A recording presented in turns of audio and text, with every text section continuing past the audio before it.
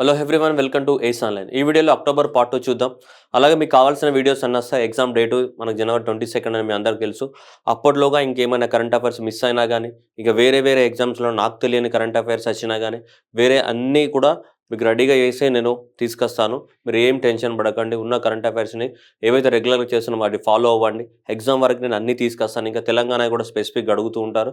తెలంగాణ చాలా వరకు నేను పెట్టి ఉన్నాను. ఇంకా తెలంగాణ కూడా వెతికి ఇంకా ఏమైనా ఉంటే వాటిని కూడా తీసుకొచ్చి నేను చేస్తాను. ఇంకా రెగ్యులర్గా వచ్చేటివి కానీ, ఇంకా మిస్ అయిన పోయిన మంత్లో ఏమైనా మిస్ అయినా కానీ అవన్నీ కూడా నేను చేసి పెడతాను మీ అందరి కోసం. కానీ మీరు చేయాల్సిన దాంట్లో కూడా ఏంటిదంటే పర్ఫెక్ట్గా చదవడం మాత్రమే మీ పని. ఓకేనా? మిగతా ఆ కష్టాలను మేము పడతాం కానీ మీరు చదవండి. ఓకేనా? Right. Next starting with this one. So international international lead poisoning prevention week అని చెప్తున్నాం. సో ఎవ్రీ ఇయర్ మనకి అక్టోబర్ 3rd వీక్లో ఈ లెడ్ పాయిజనింగ్ వీక్ని సెలబ్రేట్ చేసుకుంటాం. ఇది ఎవరు అంటే ఇది కనిపిస్తుంది ఇక్కడ global alliance for elimination of the what lead paint కానీ, లెడ్ పెయింట్ అలయన్స్ కానీ, లేకుంటే యుఎన్ఈపీ కానీ, డబ్ల్యూహెచ్ఓ కానీ ముగ్గురు కలిసి సో ఎవ్రీ ఇయర్ దీన్ని మనము ప్రివెంట్ చేయడానికి కోసం, లెడ్ పాయిజనింగ్ ప్రివెంట్ చేయడానికి కోసం ప్రయత్నం చేస్తున్నాం. దానికోసం October 3rd week every year మనం సెలబ్రేట్ చేసుకుంటాం. ఏమని? సో ఇది లెడ్ వీక్గా లెడ్ పాయిజనింగ్ నుంచి మనల్ని కాపాడుకోవడానికి అవేర్నెస్ ప్రోగ్రామ్ అనమాట. దానికోసం ఈ సంవత్సరాన్ని కానీ ఈ థీమ్తో సెలబ్రేట్ చేయడం జరిగింది. And say no to lead poisoning. ఎక్కువ మొత్తం లెడ్ ఎక్కడ ఉంటుంది? మన పెయింటింగ్లలోనే ఉంటుంది కదా. పెయింట్స్ ఏవైతే వేసుకుంటాం ఇల్లులోకి వాటిలోనే ఉంటుంది కాబట్టి ఆ పెయింటింగ్స్లో ఉంటాయి. మన మొహానికి వేసుకున్న పెయింటింగ్లో కాదమ్మా, ఇళ్ళకి వేసుకున్న పెయింటింగ్లో. ఓకేనా? రైట్, గుర్తుపెట్టుకోవాలి. ఓకే, అక్టోబర్ ఈ ఇయర్ అయితే ఎప్పుడు జరిగింది మనకి? అక్టోబర్ 23rd నుంచి అక్టోబర్ 29th వరకు జరిగింది. దేనిలో? పెయింట్స్లలో. ఏ పెయింట్స్లలో ఉంటాయి? లెడ్ పెయింట్స్లలో ఉంటుంది. Okay, next one. So Bharati Das, the senior IAS officer, the Bharati Das. So ICS అంటే ఇండియన్ అకౌంట్స్ ఆఫీసర్ ఏమే. సో ఇప్పుడు ఏమైందంటే ఇతను ఇంకా కొంచెం ప్రమోషన్ వచ్చింది అంటున్నా. ప్రమోషన్ వచ్చేసి సో ఆల్రెడీ ఆమె ఇండియన్ అకౌంట్ ఆఫీసర్ అడ్మినిస్ట్రేటివ్ సర్వీస్లో పనిచేస్తుంది. ఇప్పుడు ఇంకా కొంచెం ప్రమోషన్ వచ్చి ఏమైపోయింది? So new controller general accounts of the what ఇండియాగా మనకి అపాయింట్ అవ్వడం జరిగింది. సో ఆల్రెడీ ఆమె సిబిడిటీలో కానీ ఇంతకుముందు సో మనకి ఏమంటాం దీన్ని అకౌంట్స్ డిపార్ట్మెంట్లో కానీ ఆల్రెడీ పనిచేసి ఉంది. ఆ ఎక్స్పీరియన్స్ తోటి సో మనకు ప్రమోట్ చేయడం జరిగింది. ఏంటిది? భారతీ దాస్ని న్యూ కంట్రోలర్ జనరల్ కాదు, comptroller auditor general of India కాదు. మనకి ఇక్కడ ఏం చెప్తున్నాం? Controller general of the accounts of India. ఇది వేరే డిపార్ట్మెంట్. మనకి తొందరపడి అనుకునేది మళ్ళీ కాగ్గా అపాయింట్ చేశారు అనుకున్నారు. కాదు ఇది. ఓకేనా? So this controller general accounts of the what ఇండియాగా అపాయింట్ చేయడం జరిగింది. ఓకేనా? గుర్తుపెట్టుకోవాలి. Controller general of accounts of ఇండియాగా ఎవరిని? భారతీ దాస్ని అపాయింట్ చేయడం జరిగింది. మనం గుర్తుపెట్టుకోవాలి. నీకు అట్లా గుర్తుపెట్టుకోకపోతే ఇక్కడ ఉంది కదా BCD, భారతి దాస్. ఇక్కడ సి అంటే ఏంటిది? సో అకౌంట్స్కి సంబంధించింది. లేదంటే ఇట్లా గుర్తుపెట్టుకో డైరెక్ట్ ఏబిసిడి డైరెక్ట్ ఉంది కదా answer. A for accounts, B for Bharati, C for ఏంటిది? కంట్రోలర్. అకౌంట్స్కి సంబంధించిన కంట్రోలర్ ఏబిసిడి డైరెక్ట్గా గుర్తుపెట్టుకోవచ్చు. ఇక్కడ accounts, B for B, C for ఏంటిది? కంట్రోలర్. సో ఏది గుర్తుపెట్టుకునే అకౌంట్స్ అని గుర్తుపెట్టుకుంటే చాలు కదా సింపుల్గా. సో ఎట్లయినా గుర్తుపెట్టుకున్నా నీకు ఆన్సర్ గుర్తుంటుంది. Okay, right. Next Roger Binny. So Roger Binny is appointed as what? So Binny is appointed as what? BCCI president. మనకి ఇండియాలో క్రికెట్ అంతా కూడా కంట్రోల్ చేసడానికి ఏ ఆర్గనైజేషన్ ఉంది? BCCI కదా. ఇండియాలో మొత్తం క్రికెట్ అంతా కంట్రోల్ చేసేది. అంతకుముందు మనకి వెస్ట్ బెంగాల్కి చెందిన సౌరవ్ గంగూలీ మీ అందరికీ తెలుసు. సో సౌరవ్ గంగూలీ ఉండేది మనకి board of control for the cricket in India, BCCI. దీని హెడ్ క్వార్టర్ ముంబైలో ఉంటుంది BCCIది. సో మన ఇండియాలో మొత్తం క్రికెట్ని, ఉమెన్ క్రికెట్ కానీ మేల్ క్రికెట్ కానీ కంట్రోల్ చేసేది BCCI. సో దీనికి ప్రెసిడెంట్ ఉంటాడు కదా. ఆ ప్రెసిడెంట్ మనకి ఇంతకుముందు సౌరవ్ గంగూలీ ఉండే. సౌరవ్ గంగూలీ ప్లేస్లో మనకి తీసుకురావడం జరిగింది. ఎవరిని? Roger Binny. So Binny is appointed as what? BCCI president. 3 సంవత్సరాలు ఉంటుంది అనమాట జనరల్గా పదవీ కాలం అనేది. 3 years వీళ్ళు పదవిలో కొనసాగుతూ ఉంటారు. ఎవరు? రోజర్ బెన్నీ అనేది అపాయింట్ అవ్వడం జరిగింది. Next. So CCI, competition commission of India. So competition commission of India అనేది మనకి భారతదేశంలో కాంపిటీషన్ని ప్రమోట్ చేస్తూ ఉంటుంది. CCI, competition commission of India అని భారతదేశంలో దేన్ని కాంపిటీషన్ని ప్రమోట్ చేస్తున్నాయి. ఇప్పుడు 2 కంపెనీస్ ఉన్నాయనుకోండి, 2 కంపెనీస్ కలవాలనుకున్నాయనుకోండి, 2 కంపెనీస్ మెర్జ్ చేయాలనుకున్నాం అనుకో. 2 కంపెనీస్ మెర్జ్ చేయాలంటే ఏమవుతుంది? ఒక పెద్ద కంపెనీ తయారై మార్కెట్ని మొత్తం మోనోపాలీ చేస్తుంటుంది. ఇప్పుడు సినిమాలు చూస్తుంటాం, సినిమాలలో అన్ని థియేటర్లలో ఒకటే సినిమా నడుస్తుంటుంది. అట్లాంటప్పుడు కాంపిటీషన్ ఉంటుంది సినిమాల మధ్యన? ఉండదు. ఇలాంటి వాటన్నిటిని కూడా ప్రివెంట్ చేయడానికి కోసమే మనకి ఏం చేస్తాం? కాంపిటీషన్ కమిషన్ ఆఫ్ ఇండియా అనేది ఒకటి ఉంటుంది. 2002లో తీసుకొచ్చాం. ఈ కాంపిటీషన్ కమిషన్ ఆఫ్ ఇండియాకి ఇప్పుడు మనకి యాక్టింగ్ చైర్మన్గా Sangeeta Varma. So Sangeeta Varma is appointed as the chairperson of the what competitive commission of India. భారతదేశంలో మోనోపాలీని తగ్గించి కాంపిటీషన్ని ప్రమోట్ చేస్తుంటే దానికోసమే ఈ ఆర్గనైజేషన్ ఉంటుంది. కాకపోతే ఈమె టెంపరీగా ఇప్పుడు అపాయింట్ చేయడం జరిగింది. పర్మనెంట్గా ఎవరిని అపాయింట్ చేస్తారని తెలియదు. బట్ ఈమెనే కొనసాగవచ్చు పర్మనెంట్ కూడా ఫ్యూచర్లో ఛాన్సెస్ ఉన్నాయి. But right now Sangeeta Varma, competitive commission of ఇండియాకి. నెక్స్ట్ వచ్చేసి quality council of India. So quality council of India భారతదేశంలో ఈ క్వాలిటీ చెక్ అనేది so Jaxay Shah is appointed as వాటి క్వాలిటీ కౌన్సిల్ ఆఫ్ ఇండియా యొక్క న్యూ చైర్మన్గా మనకి జక్సై షా అపాయింట్ చేయడం జరిగింది. కాంపిటేటివ్ కమిషన్ ఆఫ్ ఇండియాగా ఎవరిని అపాయింట్ చేస్తాం మనం? సంగీత వర్మ ఇక్కడ క్వాలిటీ కౌన్సిల్ ఆఫ్ ఇండియాకి దేనికి జక్సై షాని అపాయింట్ చేయడం జరిగింది. అట్లాగే షెఫాలి జునేజా అని కనిపిస్తుంది ఇక్కడ. షెఫాలి గుర్తుపెట్టుకోండి. సో మనకి షెఫాలి జునేజా దేనికట చూడండి, special aviation agencies that is air transport కమిటీకి చైర్మన్గా అని చెప్తున్నారు. ఏంటిది ఎయిర్ ట్రాన్స్పోర్ట్ కమిటీ అనేది? మనకి సో ప్రపంచంలో మనకి ఈ ఏరోప్లేన్స్ అన్నిటిని రెగ్యులేట్ చేయడానికి ఇంటర్నేషనల్ సివిల్ ఏవియేషన్ ఆర్గనైజేషన్ అనేది ఒకటి ఉంటుంది. ఇక్కడ మాంట్రియాల్ కెనడాలో ఉంటుంది. మనకి ఇక్కడ మాంట్రియాల్ కెనడాలో ఒక ఆర్గనైజేషన్ ఉంటుంది. ఈ ఆర్గనైజేషన్ అనేది ప్రపంచంలో మొత్తం కూడా ఏరోప్లేన్స్ అన్నిటిని కూడా ఏరోప్లేన్లకు సంబంధించినటువంటి రూల్స్ అండ్ రెగ్యులేషన్స్ అన్నిటిని కూడా ఇదే ప్రిపేర్ చేస్తుంటుంది. ఎక్కడ ఉంటుంది? మాంట్రియాల్లో ఉంది. సో ఇది యునైటెడ్ నేషన్స్ కి సంబంధించిన ఆర్గనైజేషన్.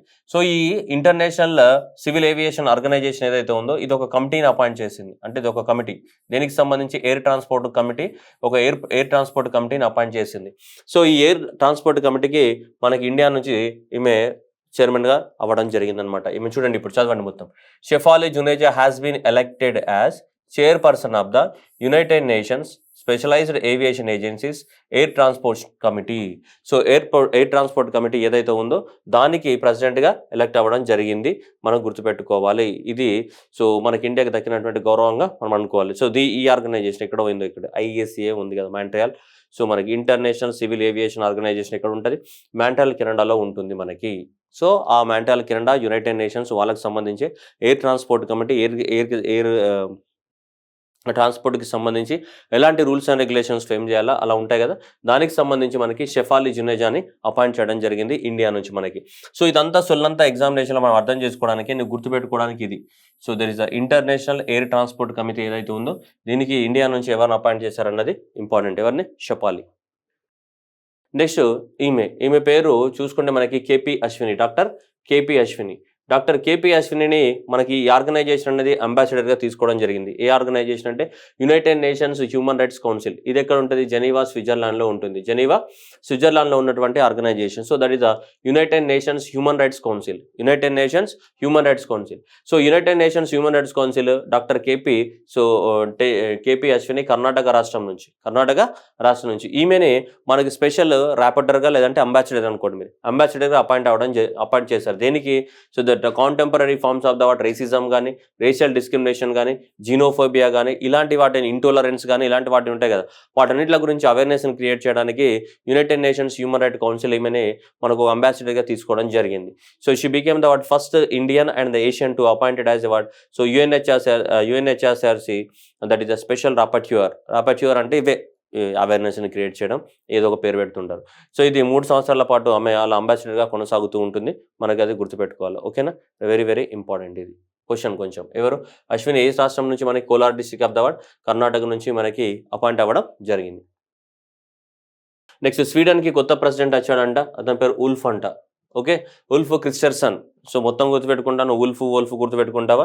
సో నీ ఇష్టం కానీ. సో మొత్తానికైతే ఇది గుర్తుపెట్టుకోండి. మనకి the parliament of the Sweden parliament పేరు కూడా ఏమంటాం మనం?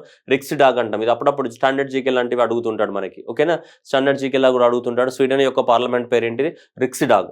సో ఈ రిక్స్ డాగ్కి మనకి కొత్త ప్రెసిడెంట్ వచ్చాడు. స్వీడన్ దేశానికి ప్రెసిడెంట్ అవడం జరిగింది. స్వీడన్ దేశానికి వచ్చినటువంటి కొత్త ప్రెసిడెంట్ పేరు ఏంటిది? ఉల్ఫ్. గుర్తుపెట్టుకోవాలి. ఓకేనా? ఉల్ఫ్. ఏ దేశానికి? స్వీడన్కి. సో స్వీడన్కి వచ్చినటువంటి కొత్త ప్రెసిడెంట్ ఎవరమ్మా? ఉల్ఫ్ అని గుర్తుపెట్టుకోండి. ఓకేనా? రైట్. మొత్తం మనకి అది క్రిస్టల్స్ అని గుర్తుండదా ఎగ్జామినేషన్? లేదంటే నువ్వే క్రిస్టల్ అవుతావా? ఎవరికి తెలుసమ్మా? కాదా? అందువల్ల మనకి ఎగ్జామినేషన్లో షార్ట్ అండ్ స్వీట్గా ఉండాలంటే మనకి ఏంటిది? ఉల్ఫ్ అని గుర్తుపెట్టుకుంటే ఓకే, ఇట్స్ ఎనఫ్. నెక్స్ట్ ఇది అవసరం లేదు పెద్దగా. రైట్. నెక్స్ట్ షకరోవ్ ప్రైజ్ అనేది మనకి యూరోపియన్ పార్లమెంట్ ఇస్తుంటుంది. ఓకేనా? షకరోవ్ ప్రైజ్ అనేది యూరోపియన్ పార్లమెంట్ ఇస్తుంటుంది. ఎవరైతే హ్యూమన్ రైట్స్ కోసం పోరాడతారో ఆ హ్యూమన్ రైట్స్ కోసం పోరాడినటువంటి వాళ్ళ కోసము మనకి యూరోపియన్ యూనియన్ అనేది, యూరోపియన్ పార్లమెంట్ అనేది స్టార్ట్ చేసింది. మరి 1988 నుంచి అలా స్టార్ట్ చేయడం జరిగింది. సో దీనికి $50,000 ఇస్తారు. €50,000 ఇస్తారు. దేనికి? షకరోవ్ ప్రైజ్ అనేది ఎవరు ఇస్తారన్నది ఇంపార్టెంట్. షకరోవ్ ప్రైజ్ ఇచ్చేది ఎవరు? యూరోపియన్ పార్లమెంట్ ఇస్తుంది. ఎవరికి ఇస్తుంది? హ్యూమన్ రైట్స్ ఫీల్డ్లో ఇస్తుంది. హ్యూమన్ రైట్స్ కోసం ఎవరైతే పోరాడతారో హ్యూమన్ రైట్స్ కోసం పోరాడిన వాళ్ళకి ఈ ప్రైజ్ ఇస్తారు. ఏది? షకరోవ్ ప్రైజ్ ఇస్తారు. అది గుర్తుపెట్టుకోవాలమ్మా, very important. Prestigious human rights prize. ఓకేనా, ఇది కూడా అడుగుతాడు ఎగ్జామినేషన్లో. Prestigious human rights prize, Sakharov prize ఎవరు ఇస్తారు హ్యూమన్ రైట్ కోసం ఎవరైతే పోరాడుతున్నారో వాళ్ళకి ఎవరు ఇస్తారు? European parliament. యూరోపియన్ పార్లమెంట్ అంటే ఏంటిది? యూరోప్లో ఉన్న దేశాలన్నీ కలిపి ఒక పార్లమెంట్ ఉంటుంది వాళ్ళకి, దాన్ని యూరోపియన్ పార్లమెంట్ అంటాం. సో యూరోపియన్ పార్లమెంట్ అనేది సకరో ప్రైజ్ ఇస్తుంది. ఆ సకరో ప్రైజ్ ఏ ఫీల్డ్లో ఇస్తారు? హ్యూమన్ రైట్ ఫీల్డ్లో ఇస్తారు. దానికి ఉన్నటువంటి అమౌంట్ ఎంత? 50,000 యూరోస్. ఎంత? 50,000 యూరోస్. అయితే ఇది ఎక్స్పెక్టెడ్ క్వశ్చన్ కూడా ఎగ్జామినేషన్. ఈ సంవత్సరం ఎవరికి ఇచ్చారు అంటే జనరల్గా మన కోసము సో ఉక్రెయిన్ ప్రెసిడెంట్కి ఇచ్చారు, రష్యాకి అగ్నిస్ట్గా పోరాడిన మనం అనుకుంటాం. ఉక్రెయిన్ ప్రెసిడెంట్కి ఇవ్వలేదు.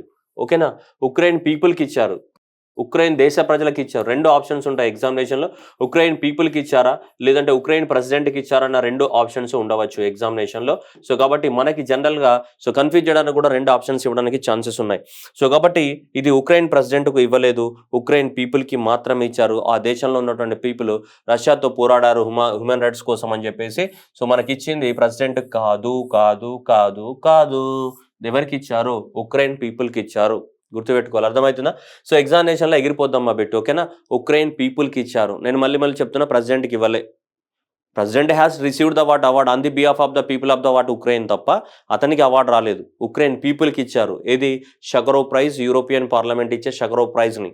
ఓకేనా, గుర్తుపెట్టుకోవాలి ఖచ్చితంగా. ఇది expected question, very very important. ఇక్కడ కూడా రాస్తున్నా ఎక్స్పెక్టెడ్, ఇది ఎక్స్పెక్టెడ్ బిట్ ఇది ఎగ్జామినేషన్లో. మీకన్నా ముందు వేరే ఎగ్జామ్ జరిగి అయిపోతే చెప్పలేం కానీ, లేదైతే ఖచ్చితంగా ఎక్స్పెక్టెడ్ బిట్ ఇది. Next one, Uttar Pradesh is బ్యాగ్డ్ the PM ప్రధానమంత్రి Awas Yojana urban awards.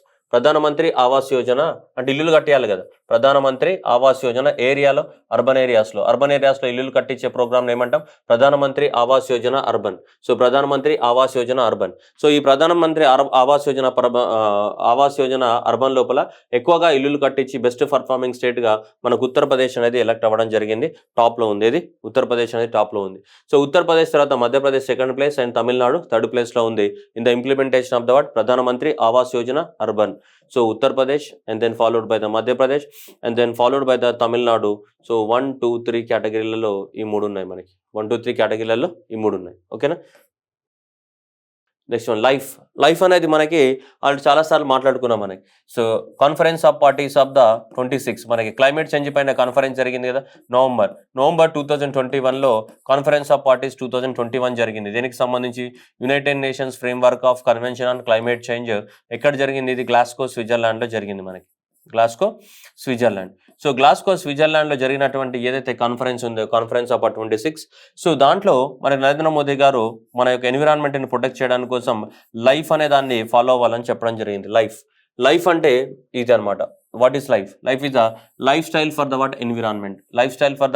Environment. So ఇప్పుడు కాన్ఫరెన్స్ ఆఫ్ పార్టీస్ 26 గ్లాస్గోలో జరిగిన సమ్మిట్లో చెప్పడం జరిగింది. అందరూ కూడా లైఫ్ స్టైల్ని మార్చుకోవాలి, ఎన్విరాన్మెంట్ని కాపాడే రకంగా లైఫ్ స్టైల్ని మార్చుకోవాలి. చెత్త వాడేయద్దు, మార్కెట్కి వెళ్ళినప్పుడు ప్లాస్టిక్ పట్టుకపోవద్దు, మనం మంచి చిన్న బ్యాగులు పట్టుకొని పోవాలి. సో అట్లాంటివన్నీ కూడా ఏంటి? Life style. అయితే దానికి సంబంధించి ఈ ప్రోగ్రామ్ని అఫీషియల్గా లాంచ్ చేయడం జరిగింది. అఫీషియల్గా ఎక్కడ లాంచ్ చేశారు అంటే అక్టోబర్ 20 రోజు మనకి యునైటెడ్ నేషన్స్ ఆర్గనైజేషన్కి సంబంధించినటువంటి మన చీఫ్ ఎవరైతే ఉన్నారో ఆంటోనియో గుటెర్స్ కానీ, అండ్ నెక్స్ట్ వచ్చేసి భారత ప్రధాని నరేంద్ర మోదీ కానీ, United nations secretary general Antonio Guterres and Narendra Modi ఇద్దరు కలిసి మన గుజరాత్లో మన సర్దార్ వల్లభాయ్ పటేల్ స్టాచ్యూ ఉంది కదా, ఆ స్టాచ్యూ ఆఫ్ యూనిటీ దగ్గర లాంచ్ చేయడం జరిగింది. ఎక్దా నగర్ అండ్ కేవాడియా అండ్ గుజరాత్లో ఈ మిషన్ని లాంచ్ చేశారు. ఏ మిషన్ని?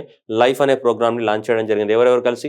ఆంటోనియో గుటెర్స్ అండ్ నెక్స్ట్ వచ్చేసి ప్రైమ్ మినిస్టర్ నరేంద్ర మోదీ ఇద్దరు కలిసి మనకి ఈ ప్రోగ్రామ్ని లాంచ్ చేయడం జరిగింది. ఈ ప్రోగ్రామ్ని ఆర్గనైజ్ చేసిన వాళ్ళు ఎవరు? నీతి Aayog and ministry of the environment ఇద్దరు కలిసి ఈ ప్రోగ్రామ్ని ఆర్గనైజ్ చేయడం జరిగింది. లైఫ్ స్టైల్ని మనం మార్చుకోవాలి. దేనికోసం? ఎన్విరాన్మెంట్ కోసం. That is a life style for the environment. Next ఏమంటున్నాడు? మధ్యప్రదేశ్ అనేది కొత్త టైగర్ రిజర్వ్ని ఫామ్ చేసింది. ఇది దుర్గావతి. ఆల్రెడీ మనకి పన్నా టైగర్ రిజర్వ్ ఉంది మధ్యప్రదేశ్లో. ఈ మధ్యలో తీసుకుంటే మనకి పన్నా టైగర్ రిజర్వ్ ఉంది. ఈ పన్నా టైగర్ రిజర్వ్స్ ఆల్రెడీ 54 టైగర్స్ ఉన్నాయి. కానీ 54 టైగర్స్ వాళ్ళకి స్పేస్ సరిపోవట్లేదు వాటికి. అందుకని చెప్పేసి ఇంకా పన్నా టైగర్ రిజర్వ్లో ఉన్నటువంటి టైగర్స్ కోసమే మన కొత్త టైగర్ రిజర్వ్స్ అన్ని ఫామ్ చేయడం జరిగింది. ఇది దుర్గావతి టైగర్ రిజర్వ్. దానికి మనకి ఇక్కడ Damoh and Sagar districts of the మధ్యప్రదేశ్లో ఉన్నాయి. ఇవన్నిటిలో కూడా మనకి దాదాపు ఈ 54 టైగర్స్ ఏవైతే పన్నా టైగర్ రిజర్వ్స్లో ఉన్నాయో వాటినే కొన్ని దీంట్లోకి మారుస్తారన్నమాట. దీంట్లోకి దుర్గావతి టైగర్ రిజర్వ్. నెక్స్ట్ వచ్చి Terai elephant reserve, Terai elephant reserve. So ఈ తెరాయి ఎలిఫెంట్ రిజర్వ్స్ అనేది మనకి తెరాయి రీజన్ అంటే మీ అందరికి తెలుసు కదమ్మా, శివాలిక్ దగ్గర ఉండేది కదా, మీరు చదువుని ఉంటారు జాగ్రఫీలో. ఓకేనా. సో జాగ్రఫీలో చదువుకున్నప్పుడు ఇక్కడ శివాలిక్స్ ఉంటాయి, మనకి శివాలిక్ మౌంటైన్స్ ఉంటాయి లేవు ఇక్కడ. ఈ శివాలిక్స్ దగ్గర ఇక్కడ ఏమంటాం వీటిని, సో ఈ శివాలిక్స్ దగ్గర ఉండేటన్ని కూడా బాబర్, అటు కింద ఉంటే ఇక్కడ ఉన్న ప్రాంతాన్ని అంతా ఏమంటే తెరాయి, చిన్న చిన్న గులకరాలు ఉండే ప్రాంతాన్ని ఏమంటాం మనం, తెరాయి రీజన్ అంటాం. సో ఇదంతా కూడా తెరాయి రీజన్ కదా. సో ఈ తెరాయి రీజన్ అంటే ఉత్తరప్రదేశ్, ఉత్తరాఖండ్ ఇవన్నీ కూడా శివాలిక్స్ దగ్గర ఉంటాయి కదా, ఈ తెరాయి రీజన్. సో ఈ తెరాయి రీజన్లో ఏనుగులు ఎక్కువ ఉన్నాయట. సో కాబట్టి ఆ ఏనుగుల ఫ్రీ మూవ్మెంట్ కోసం అనేది సో మనకి ఇండియాలో మొత్తం 33వ ఎలిఫెంట్ రిజర్వ్గా, ఉత్తరప్రదేశ్లో 2వ ఎలిఫెంట్ రిజర్వ్గా కొత్తదాన్ని ఫామ్ చేయడం జరిగింది. సో దాని పేరే తెరాయి ఎలిఫెంట్ రిజర్వ్, TER. ఈ తెరాయి ప్రాంతంలో ఉత్తరప్రదేశ్లోని హిమాలయకి దగ్గర ఉన్న తెరాయి రీజన్లో టేర్.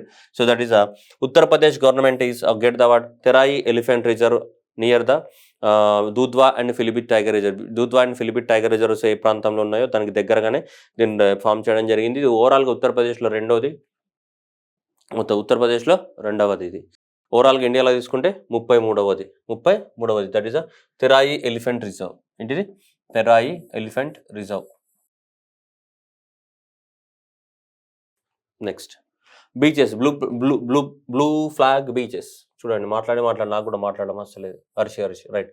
బ్లూ ఫ్లాగ్ బీచెస్ అనేది దీనికి ఎవరు ఇస్తారు అంటే ఇది ఇస్తారు ఎవరు, foundation for the environment education అనే డెన్మార్క్లో ఉన్నటువంటి ఒక NGO అన్నమాట. ఈ NGO అనేది ఏవైతే బీచెస్ చాలా క్లీన్గా ఉంటాయి, క్లీనెస్ట్ బీచెస్ ఏవైతే ఉంటాయో ఆ క్లీనెస్ట్ బీచెస్కి మనకు ట్యాగ్ ఇస్తారు, ఏమని, బ్లూ బీచెస్. అయితే సో ఈ foundation for the environment education fee అనే ఆర్గనైజేషన్ ఉంది కదా, ఈ ఆర్గనైజేషన్ వాళ్ళు కొన్ని 33 గైడ్లైన్స్ ఇచ్చారు, 33 రూల్స్ ఇచ్చారు. ఏ బీచెస్ అయితే ఈ 33 రూల్స్ని ఫాలో అవుతాయో, 33 రూల్స్ని ఫాలో అవుతాయో, అంటే క్లీన్గా ఉండాలి, చెత్త పడేయకూడదు, చెత్త ఏరాలి, పడేసినా కానీ ఇవన్నీ ఉంటాయి కదా, ఒక 33 రూల్స్ పెట్టినారు. ఏ బీచెస్ అయితే ఆ 33 రూల్స్ని ఫాలో అవుతాయో అలాంటి బీచెస్ని మనం ఏమంటాం, బ్లూ ఫ్లాగ్ బీచెస్ అంటాం. ఈ బ్లూ ఫ్లాగ్ బీచెస్ అనే దానికి ట్యాగ్ ఎవరు ఇస్తారు, foundation for the environmental education ఎవరైతే ఉందో డెన్మార్క్కి సంబంధించి వాళ్ళు దీనికి ఇవ్వడం జరుగుతుంది, బ్లూ ఫ్లాగ్ ట్యాగ్ అనేది ఇవ్వడం జరుగుతుంది. సో ఇక్కడ చూసుకుంటే మనకి so Thundi beach and Kadmat beach both in Lakshadweep got the what, so blue beaches టాగిల్ అనేది రావడం జరిగింది మనకి. ఆల్రెడీ ఈ 2 బీచెస్తో కలిపితే మనకి భారతదేశంలో మొత్తము 12 బీచెస్కి మనకి ఇప్పటి వరకు ఏం రావడం జరిగింది, బ్లూ ఫ్లాగ్ బీచెస్గా మనకి ట్యాగ్ లైన్ రావడం జరిగింది. సో ఇది గుర్తుపెట్టుకోవాలి, ఏమన్నా తుండి ఓకేనమ్మా, తుండి అండ్ నెక్స్ట్ ఏంటిది కడమట్, అండ్ తుండి బీచ్ కానీ నెక్స్ట్ ఏంటిది Kadmat beaches are both are in ఎక్కడ ఉన్నాయి ఇవన్నీ, లక్షద్వీప్లో ఉన్నటువంటి బీచెస్.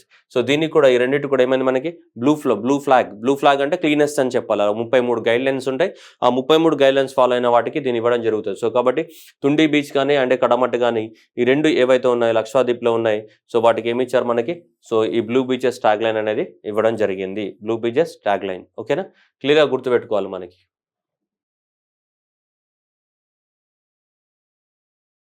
గుజరాత్కి సంబంధించినటువంటి సో ఈ విలేజ్ ఏది, మొధేరా విలేజ్.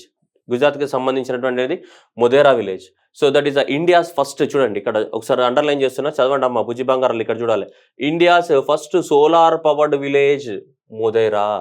ఫస్ట్ ఏమంటున్నాం, solar powered village Modhera in the Mehsana district of the Gujarat has become, అదే ఫస్ట్ సోలార్ పవర్డ్ విలేజ్. మళ్ళీ ఏంది, India's first net energy community by meeting 100% of the energy requirement from using on site solar. అంటే ఈ ఊరిలో ఏవైతే ప్రతి ఇంటి పైన సోలార్ ప్యానెల్స్ ఇవన్నీ పెట్టడం జరిగింది, ఏ విలేజ్లో, మొధేరా విలేజ్లో. సో ఈ మొధేరా విలేజ్లో ఏమైంది, మొత్తం కూడా సోలార్ ప్యానెల్స్ ఏవైతే ఉన్నాయో ఆ ఊరికి కావాల్సిన పవర్ అంతా కూడా అక్కడ ఉన్నటువంటి సోలార్ ప్యానెల్స్ ఏవైతే ఉన్నాయో ఆ సోలార్ ప్యానెల్స్ ద్వారానే వాళ్ళకి వస్తున్నాయి. సో కాబట్టి Gujarat Modhera village become the what, India's first net zero energy community. Net zero అంటే ఏంటిది, అక్కడ ఎలాంటి ఎమిషన్స్, కార్బన్ డైఆక్సైడ్ ఎమిషన్స్ ఏం జరగట్లేదు, వాళ్ళకంతా కూడా సోలార్ ఎనర్జీ ద్వారానే వస్తుంది. సోలార్ ఎనర్జీ ద్వారా ఆ ఊర్లో ప్రొడ్యూస్ అవుతున్నటువంటి ఎనర్జీ వాళ్ళకి సరిపోతుంది. ఇంకా కొత్తగా మళ్ళీ వేరే ఎనర్జీని వాడట్లేదు, థర్మల్ పవర్ ఎనర్జీ కానీ వేరే ఎనర్జీని వాడాల్సిన అవసరం లేదు, వాళ్ళ ఊర్లో ప్రొడ్యూస్ అయితే సరిపోతుందట. సో కాబట్టి ఏమన్నాడు ఇక్కడ, so India's first solar powered village ఏది, మొధేరా ఏదైతే ఉందో అది సరిపోతుంది. Modhera that is the India's first net zero community.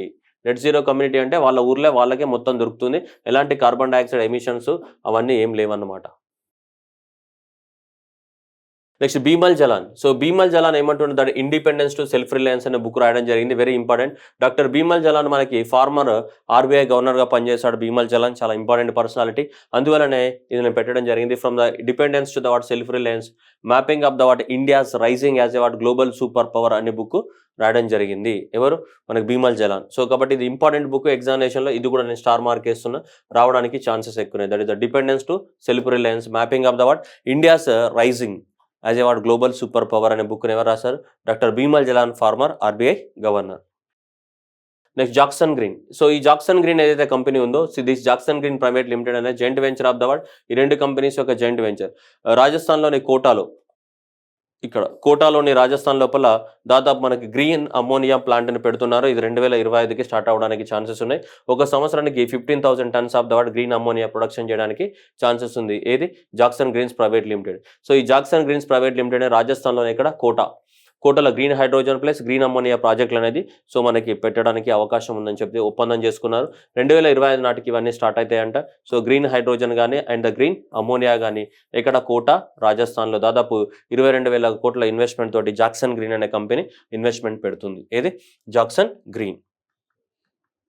Next మొదెరా village, ఇది చూసి సమానం.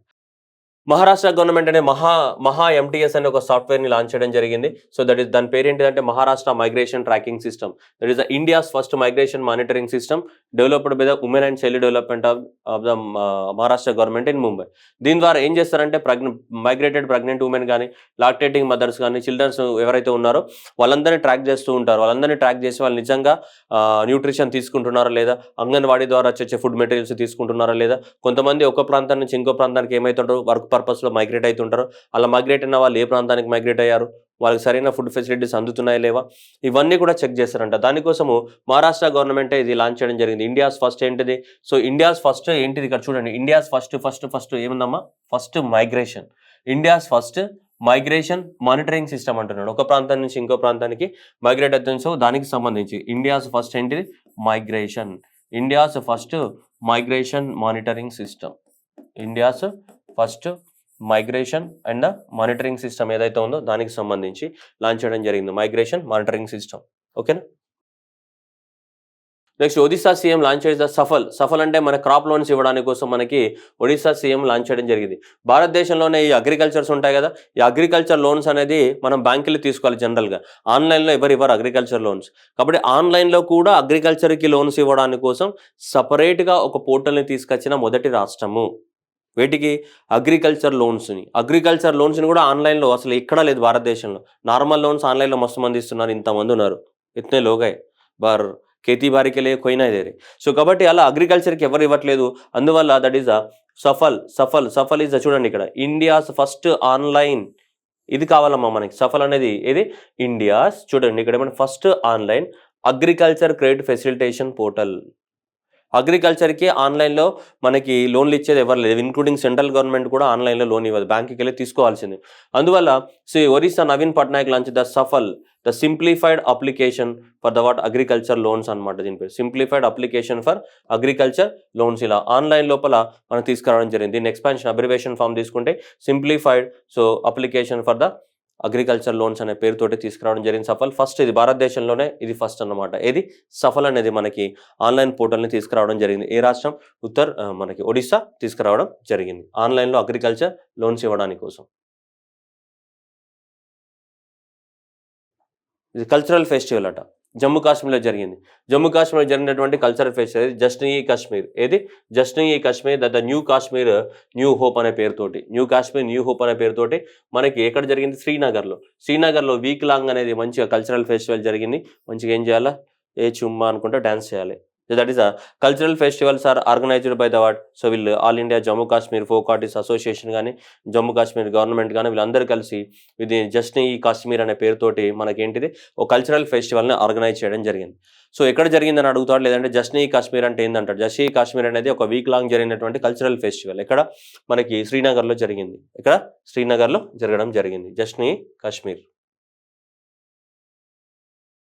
Next rural development Faggan Singh Kulaste launch the what Saras food festival అన్నాడు. ఏమని లాంచ్ చేశాడు? Saras food festival 2002. ఏంటిది సరాస్ ఫుడ్ ఫెస్టివల్ 2002 అంటే ఏవైతే మనకి ఈ సెల్ఫ్ హెల్ప్ గ్రూప్స్ చిన్న చిన్న మహిళా సంఘాలు ఉంటాయి కదా, సెల్ఫ్ హెల్ప్ గ్రూప్స్, వాళ్ళు తయారు చేసినటువంటి ఫుడ్ ప్రొడక్ట్స్ కానీ, అంటే వాళ్ళు తయారు చేసినటువంటి క్లాత్స్ కానీ, వాళ్ళు తయారు చేసినటువంటి హ్యాండీక్రాఫ్ట్స్ కానీ, ఇవన్నీ కూడా ఎక్కడంటే అక్కడ అమ్ముకోవడానికి వాళ్ళకి మనకి ఛాన్సెస్ కల్పించాలి. స్టేట్ క్యాపిటల్స్లో కానీ, మేజర్ సిటీస్లో కానీ, మెట్రోస్లో కానీ, ఎయిర్పోర్ట్స్లో కానీ, రైల్వే స్టేషన్లలో కానీ, ఇవన్నీ కూడా అమ్ముకోవడానికి కోసం వాళ్ళకి ఛాన్సెస్ ఇవ్వాలి. సో అలా సెల్ఫ్ హెల్ప్ గ్రూప్స్ని ప్రమోట్ చేయడానికి కోసం దీన్ని లాంచ్ చేయడం జరిగింది. ఏంది సరాస్ ఫుడ్ ఫెస్టివల్ అనేది. వాళ్ళు ఎవరైతే తయారు చేశారో ఈ చిన్న చిన్న సెల్ఫ్ హెల్ప్ గ్రూప్స్, అవన్నిట్లను కూడా ఈ అన్ని ప్రాంతాలలో వాటిని అమ్ముకోవడానికి కోసం మనకి సో ఈ ప్రోగ్రామ్ని లాంచ్ చేయడం జరిగింది. ఏది సరాస్ ఫుడ్ ఫెస్టివల్. నెక్స్ట్ సమృద్ధి అనేది మనకి ఢిల్లీ గవర్నమెంట్ లాంచ్ చేయడం జరిగింది. సో ఇది ఆమ్నెస్టీ స్కీమ్ అన్నాడు చూడండి. Samriddhi is nothing but the property tax amnesty. Amnesty అంటే క్షమాభిక్షనే కదా. సో ఎవరైతే ఇంకా ప్రాపర్టీ ట్యాక్స్ కట్టలేదో ఆ ట్యాక్స్ కట్టేయండి, మీకు టైం పీరియడ్ ఇస్తున్నాము, మిమ్మల్ని క్షమించి వదిలేస్తాం, మీరు ట్యాక్స్ కడితే అని చెప్పేసి సమృద్ధి పేరుతోటి మనకి ఢిల్లీ గవర్నమెంట్ తీసుకురావడం జరిగింది. సో దట్ ఈస్ ఢిల్లీ యొక్క లెఫ్టినెంట్ గవర్నర్ ఎవరు? మనకి Vinay Kumar Saxena launch the what one time property tax amnesty scheme Samriddhi అంటే ఏంటో ఇక్కడ చూడండి. యాక్రోనిమ్ యొక్క full form strengthening and the augmentation of the what municipal revenue for the infrastructure development in the Delhi. Strengthening and augmentation of the municipal revenue for the infrastructure development in Delhi, దానికోసం దీన్ని తీసుకురావడం జరిగింది అని సమృద్ధి అంట దాని పేరు. So మనకి 5 సంవత్సరాల పాటు మనకి 5 సంవత్సరాలు 1 ఇయర్ 2022 నుంచి 2023 వరకు 1 ఇయర్ టైం ఇచ్చారు. ఎవరైతే ట్యాక్సులు ఎగ్గొట్టారో, ఎవరైతే ఇంకా ట్యాక్సులు కట్టలేదో వాళ్ళందరూ కూడా ట్యాక్సులు కట్టుకోవడానికి ఒక ఛాన్స్ అనేది ఇవ్వడం జరిగింది ఫ్రీగా. సో మీరు కట్టేస్తే అయిపోయి, మీ మీద ఎలాంటి కేసులు ఉండవని, దాన్నే మనం ఆమ్నెస్టీ అంటాం జనరల్గా. ఓకేనా? సో కాబట్టి దానికోసం తీసుకురావడం జరిగింది ఏది సమృద్ధి. ఎవరు? ఢిల్లీ గవర్నమెంట్.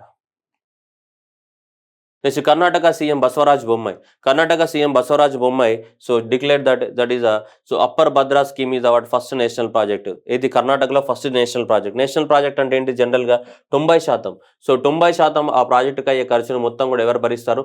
యూనియన్ గవర్నమెంటే భరిస్తుంది. 90% యూనియన్ గవర్నమెంట్ భరిస్తూ ఒక 10% స్టేట్ గవర్నమెంట్స్ మాత్రమే భరిస్తాయి. 90% యూనియన్ గవర్నమెంట్ భరిస్తే జనరల్గా అలాంటి ప్రాజెక్టులు ఏమంటే మనం నేషనల్ ప్రాజెక్ట్స్ అని చెప్తుంటాం. సో అలా అప్పర్ భద్రా అనేది మనకి భద్రా రివర్, తుంగా భద్రా, మనకి ఇది కృష్ణా రివర్ కదా.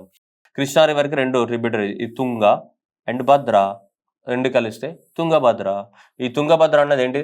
ట్రిబ్యూటరీ అనమాట. సో తుంగభద్ర. ఓకేనా? ఇది కృష్ణ. ఓకే, ఈ 2 కలిసి ఏమైతే ఇక్కడ తుంగా ఉంది, నెక్స్ట్ ఇక్కడ ఏముంది మనకి భద్ర ఉంది. సో తుంగా ప్లస్ భద్ర 2 కలిసి ఏమైతే తుంగభద్ర నది అవుతుంది.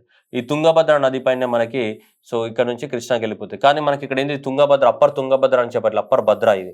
సో అప్పర్ భద్ర ప్రాజెక్ట్ అనేది, so that is upper Bhadra. So Bhadra river పైన మనకి ప్రాజెక్ట్ కట్టేసి ఆ ప్రాజెక్టుల ద్వారా మనకి తాగునీరు ఇవ్వాలన్న సంకల్పంతో సో అప్పర్ భద్ర ప్రాజెక్ట్ నిర్మించడం జరుగుతుంది. దీన్ని సో గవర్నమెంట్ ఆఫ్ ఇండియా మనకి నేషనల్ ప్రాజెక్ట్గా డిక్లేర్ చేసినట్టు, ఇది కర్ణాటక రాష్ట్రానికి సంబంధించిన ఫస్ట్ నేషనల్ ప్రాజెక్ట్ అని అంటుంది కర్ణాటక గవర్నమెంట్. సో కాబట్టి దీని ద్వారా ఏంటి? Upper Bhadra scheme is lift irrigation scheme implemented in the region. So ఇక్కడ నుంచి 17 TMs of the water Tunga river నుంచి భద్రా రివర్కి ట్రాన్స్ఫర్ చేసి అక్కడ నుంచి మళ్ళీ from the Bhadra reservoirs to Anjanapura tunnel ద్వారా సో వేరే ప్రాంతాలకు తీసుకెళ్తారట. మనకి అంత అవసరం లేదు స్టోరీ, ఏ పూరా సబ్నా చాయే ఎగ్జామ్కి వెళ్ళి. తుంగా నుంచి ఎక్కడికి వెళ్తాయి? భద్ర. తుంగా నుంచి భద్రాకి వెళ్ళి ఆ భద్ర నుంచి టన్నెల్ ద్వారా ఏ ప్రాంతానికి కావాలో ఆ ప్రాంతానికి తీసుకెళ్తారంట. ఓకేనా? తుంగా నుంచి భద్రాకి, ఇక్కడ ఇది తుంగా, ఈ తుంగా నుంచి భద్ర.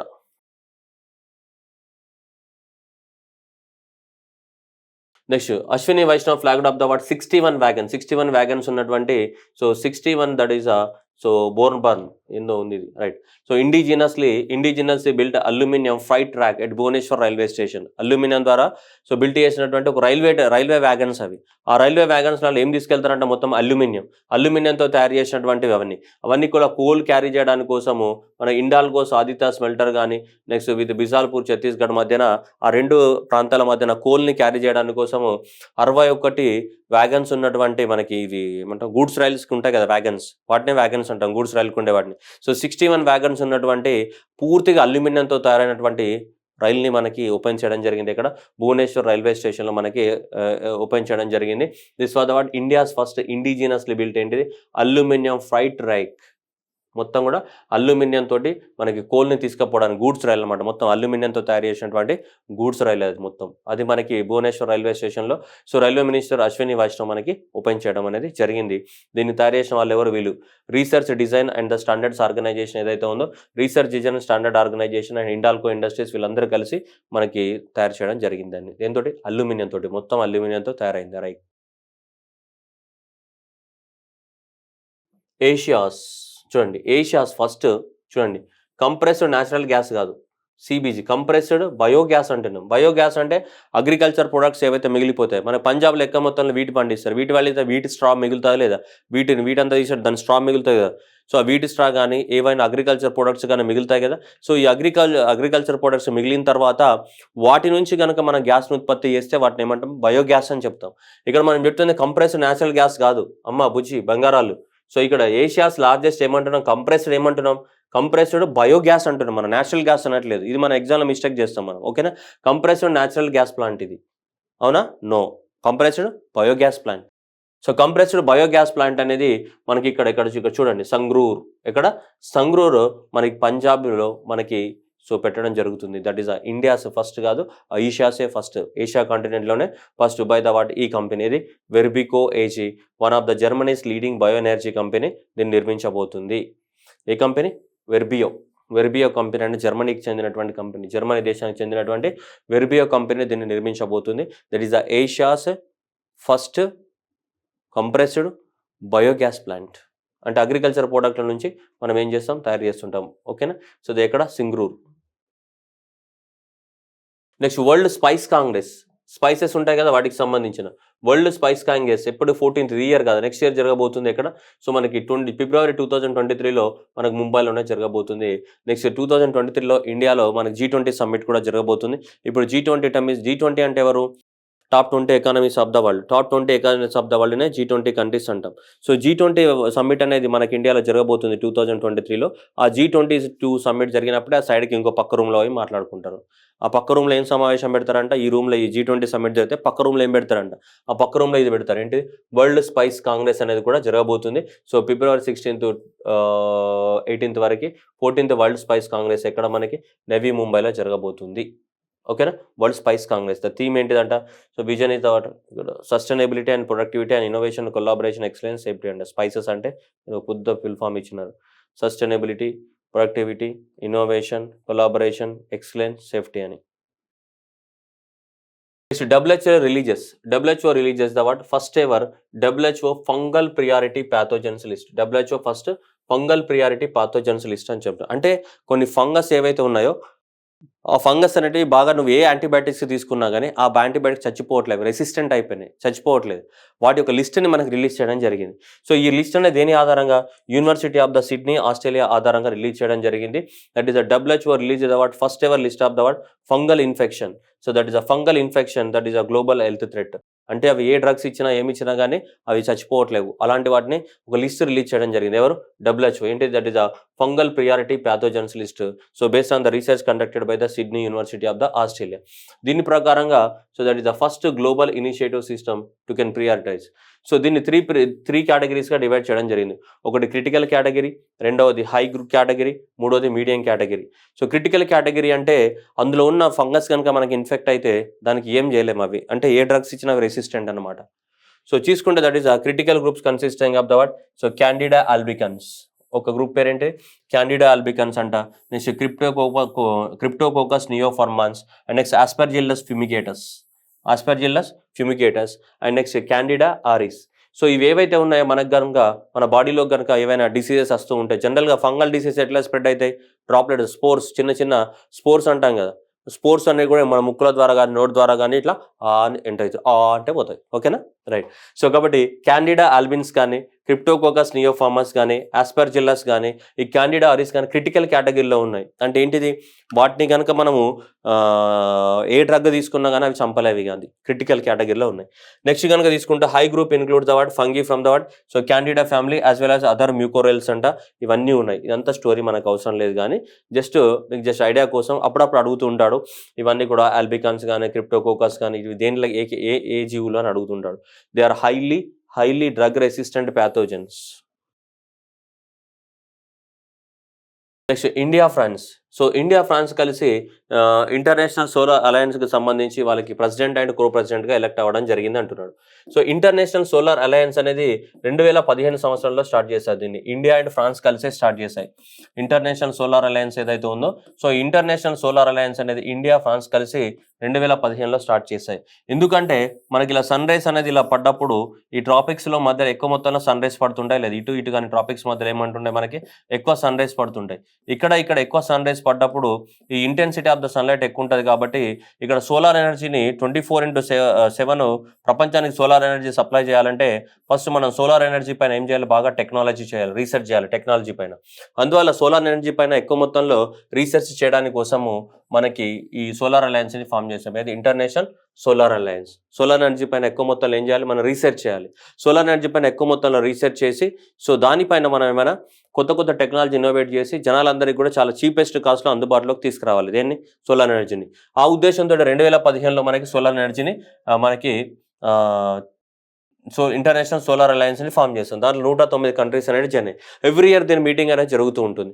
ఇండియా ఫ్రాన్స్ కలిసి చేశాయి కాబట్టి దీనికి ఇండియా అనేది ప్రెసిడెంట్గా ఉంది అండ్ ఫ్రాన్స్ అనేది మనకి సో కో ప్రెసిడెంట్గా ఉంది. మనకి దేనికి, ఇంటర్నేషనల్ సోలార్ అలయన్స్ యొక్క ఆర్గనైజేషన్ యొక్క ప్రెసిడెంట్ ఇండియా అండ్ ఫ్రాన్స్ యొక్క ప్రెసిడెంట్ ఫ్రాన్స్ అయితే మనకి కో ప్రెసిడెంట్గా ఉంది. అది ఇంపార్టెంట్ కాదు. బట్ ఇంటర్నేషనల్ సోలార్ అలయన్స్ యొక్క మీటింగ్ అనేది మనకి ఢిల్లీలో జరిగింది మొన్న అక్టోబర్ 17 నుంచి ఎక్కడి వరకు, అక్టోబర్ 20 వరకు ఇంటర్నేషనల్ సోలార్ అలయన్స్ యొక్క మీటింగ్ అనేది జరిగింది మనకి. దీని యొక్క హెడ్ క్వార్టర్ కూడా ఎక్కడ ఉంటుంది, గుర్గావ్లో ఉంటుంది. ఏది, ఇంటర్నేషనల్ సోలార్ అలయన్స్ యొక్క హెడ్ క్వార్టర్ గుర్గావ్లో ఉంటుంది. ఎవరు ఫామ్ చేశారు, ఇండియా అండ్ ఫ్రాన్స్ కలిపే 2015లో స్టార్ట్ చేశారు దీన్ని. దేనికోసం, సోలార్ ఎనర్జీని చీపెస్ట్ కాస్ట్లో ప్రొడక్షన్ చేయడానికి కోసం. ఇప్పటివరకు 109 కంట్రీస్ అనేటివి మనకి జాయిన్ అవ్వడం జరిగింది దేంట్లో, ఇంటర్నేషనల్ సోలార్ అలయన్స్లో. అయితే ఈ అక్టోబర్లో న్యూఢిల్లీలో జరిగినటువంటి ఇంటర్నేషనల్ సోలార్ అలయన్స్ మీటింగ్లో సోలార్ గ్రాండ్ ఛాలెంజ్ అనే దాన్ని ఒకదాన్ని పెట్టడం జరిగింది. సోలార్ ఎక్స్ ఛాలెంజ్ అని, సోలార్ ఎక్స్ గ్రాండ్ ఛాలెంజ్ అని. Solar X grand challenge it is plan to focus on the what, చూడండి, it is plan to focus on innovations and the startups. It is plan to focus on the what, innovations and the startups to contribute the livelihood such as what, agriculture కానీ, health కానీ, small scale industries కానీ, వీటన్నిటిని ఎక్కువ మొత్తంలో promote చేయడానికి కోసము so solar X grand ఛాలెంజ్ని కూడా start చేయడం జరిగింది. ఈ సోలార్ అంటే ఇన్నోవేషన్స్ని ప్రమోట్ చేయడానికి కోసం. సో అగ్రికల్చర్లో కానీ, హెల్త్లో కానీ, స్మాల్ స్కేల్ ఇండస్ట్రీస్లో కానీ సోలార్ ఎనర్జీని ఎలా వాడుకోవచ్చు, దాంట్లో కొత్త ఇన్నోవేషన్స్ ఏమైనా చేయొచ్చా చేయరాదా, దానికి సంబంధించి ఈ సోలార్ ఎక్స్ గ్రాండ్ అనే ఛాలెంజ్ని అనౌన్స్మెంట్ ఇచ్చింది. ఎవరు, international solar alliance. Interpole. So interpole అంటే మీ అందరికీ తెలుసు, దట్ ఈస్ సినిమాలలో చాలాసార్లు చూస్తున్నాం, దాని international criminal police organisation Interpol. So Interpol యొక్క హెడ్ క్వార్టర్ వచ్చేసి మనకి లయన్లో ఉంటుంది, LYON, లయన్ ఫ్రాన్స్లో ఉంటుంది. సో ఇది ఇంటర్పోల్ ఆర్గనైజేషన్ అది. సో మనకి 1923లో మనకి ఎస్టాబ్లిష్మెంట్ చేయడం జరిగింది. ఏది, ఇంటర్పోల్ అనేది 1923లో ఎస్టాబ్లిష్మెంట్ చేసాం, లయన్ ఫ్రాన్స్లో ఉంటుంది. సో ఈ ఇంటర్పోల్ యొక్క మనకి సో ఇక్కడ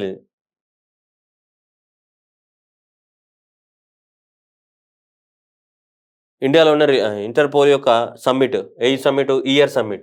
సో 2021 యొక్క so 90th summit, 90th summit of the what Interpol organisation అనేది మనకి ఇక్కడ ప్రగతి మైదాన్ న్యూఢిల్లీలో జరిగింది. మన government of India Narendra Modi garu ఈ సమ్మిట్ని ఇనాగ్రేట్ చేయడం జరిగింది. ఓకేనా. నెక్స్ట్ ఇయర్ అంటే 2022. సో 2022 అంటే ఇయరే కదా, ఇండియాలో జరిగింది. సో ఇండియాలో జరిగింది. నెక్స్ట్ ఇయర్ 2023లో ఈ సమ్మిట్ అనేది మనకి వియన్నా క్యాపిటల్ సిటీ అయినటువంటి ఆస్ట్రియాలో జరగబోతుంది. This summit is going to held in the Vienna capital city, Austria. Vienna capital city ఆస్ట్రియాలో జరగబోతుంది. ఏ సమ్మిట్, సో నెక్స్ట్ ఈ సమ్మిట్ ఏదైతే ఉందో అది వియన్నా క్యాపిటల్ సిటీ ఆస్ట్రియాలో జరగబోతుంది. ఎప్పుడు, 2023లో. This bit is very important. Interpol యొక్క నెక్స్ట్ సమ్మిట్ 2023. సో అట్లాగే గవర్నమెంట్ ఆఫ్ ఇండియా కూడా ఒక పోస్టల్ స్టాంప్, 100 రూపాయల పోస్టల్ స్టాంప్ని కూడా రిలీజ్ చేసింది. దీనికి సంబంధించి సో ఈ ఇంటర్పోల్కి సంబంధించినటువంటి స్టాంప్ని కూడా ఎక్కడ ఉంది, లయన్ ఫ్రాన్స్లో ఉంటుంది. International criminal police organisation.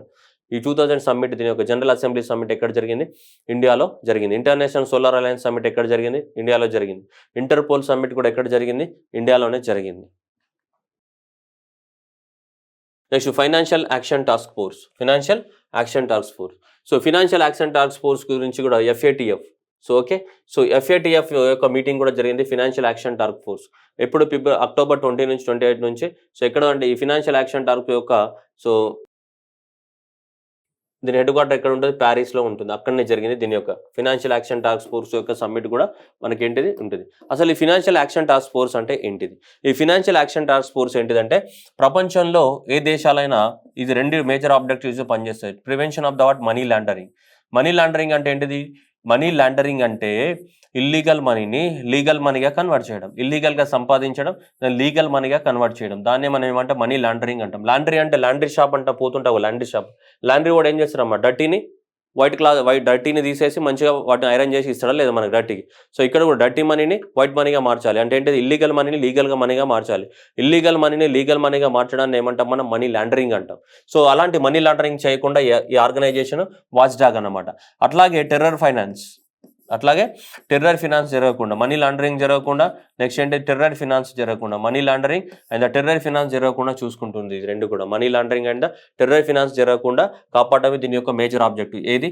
FATF financial action task force. The major objective is money laundering and terror finance జరగకుండా ఇది ప్రపంచంలో చూస్తూ ఉంటుంది. ఇండియా కూడా దీంట్లో మెంబర్. దీని యొక్క మీటింగ్ అనేది అక్టోబర్ 20 నుంచి 21 వరకు జరిగింది మనకి. ఓకేనా? ఏ కంట్రీస్ అయినా మనీ లాండరింగ్ని కానీ టెర్రరిజం ఫైనాన్స్ని కానీ ప్రమోట్ చేస్తున్నాయనుకో వాళ్ళని బ్లాక్ లిస్ట్లో పెడతారనమాట.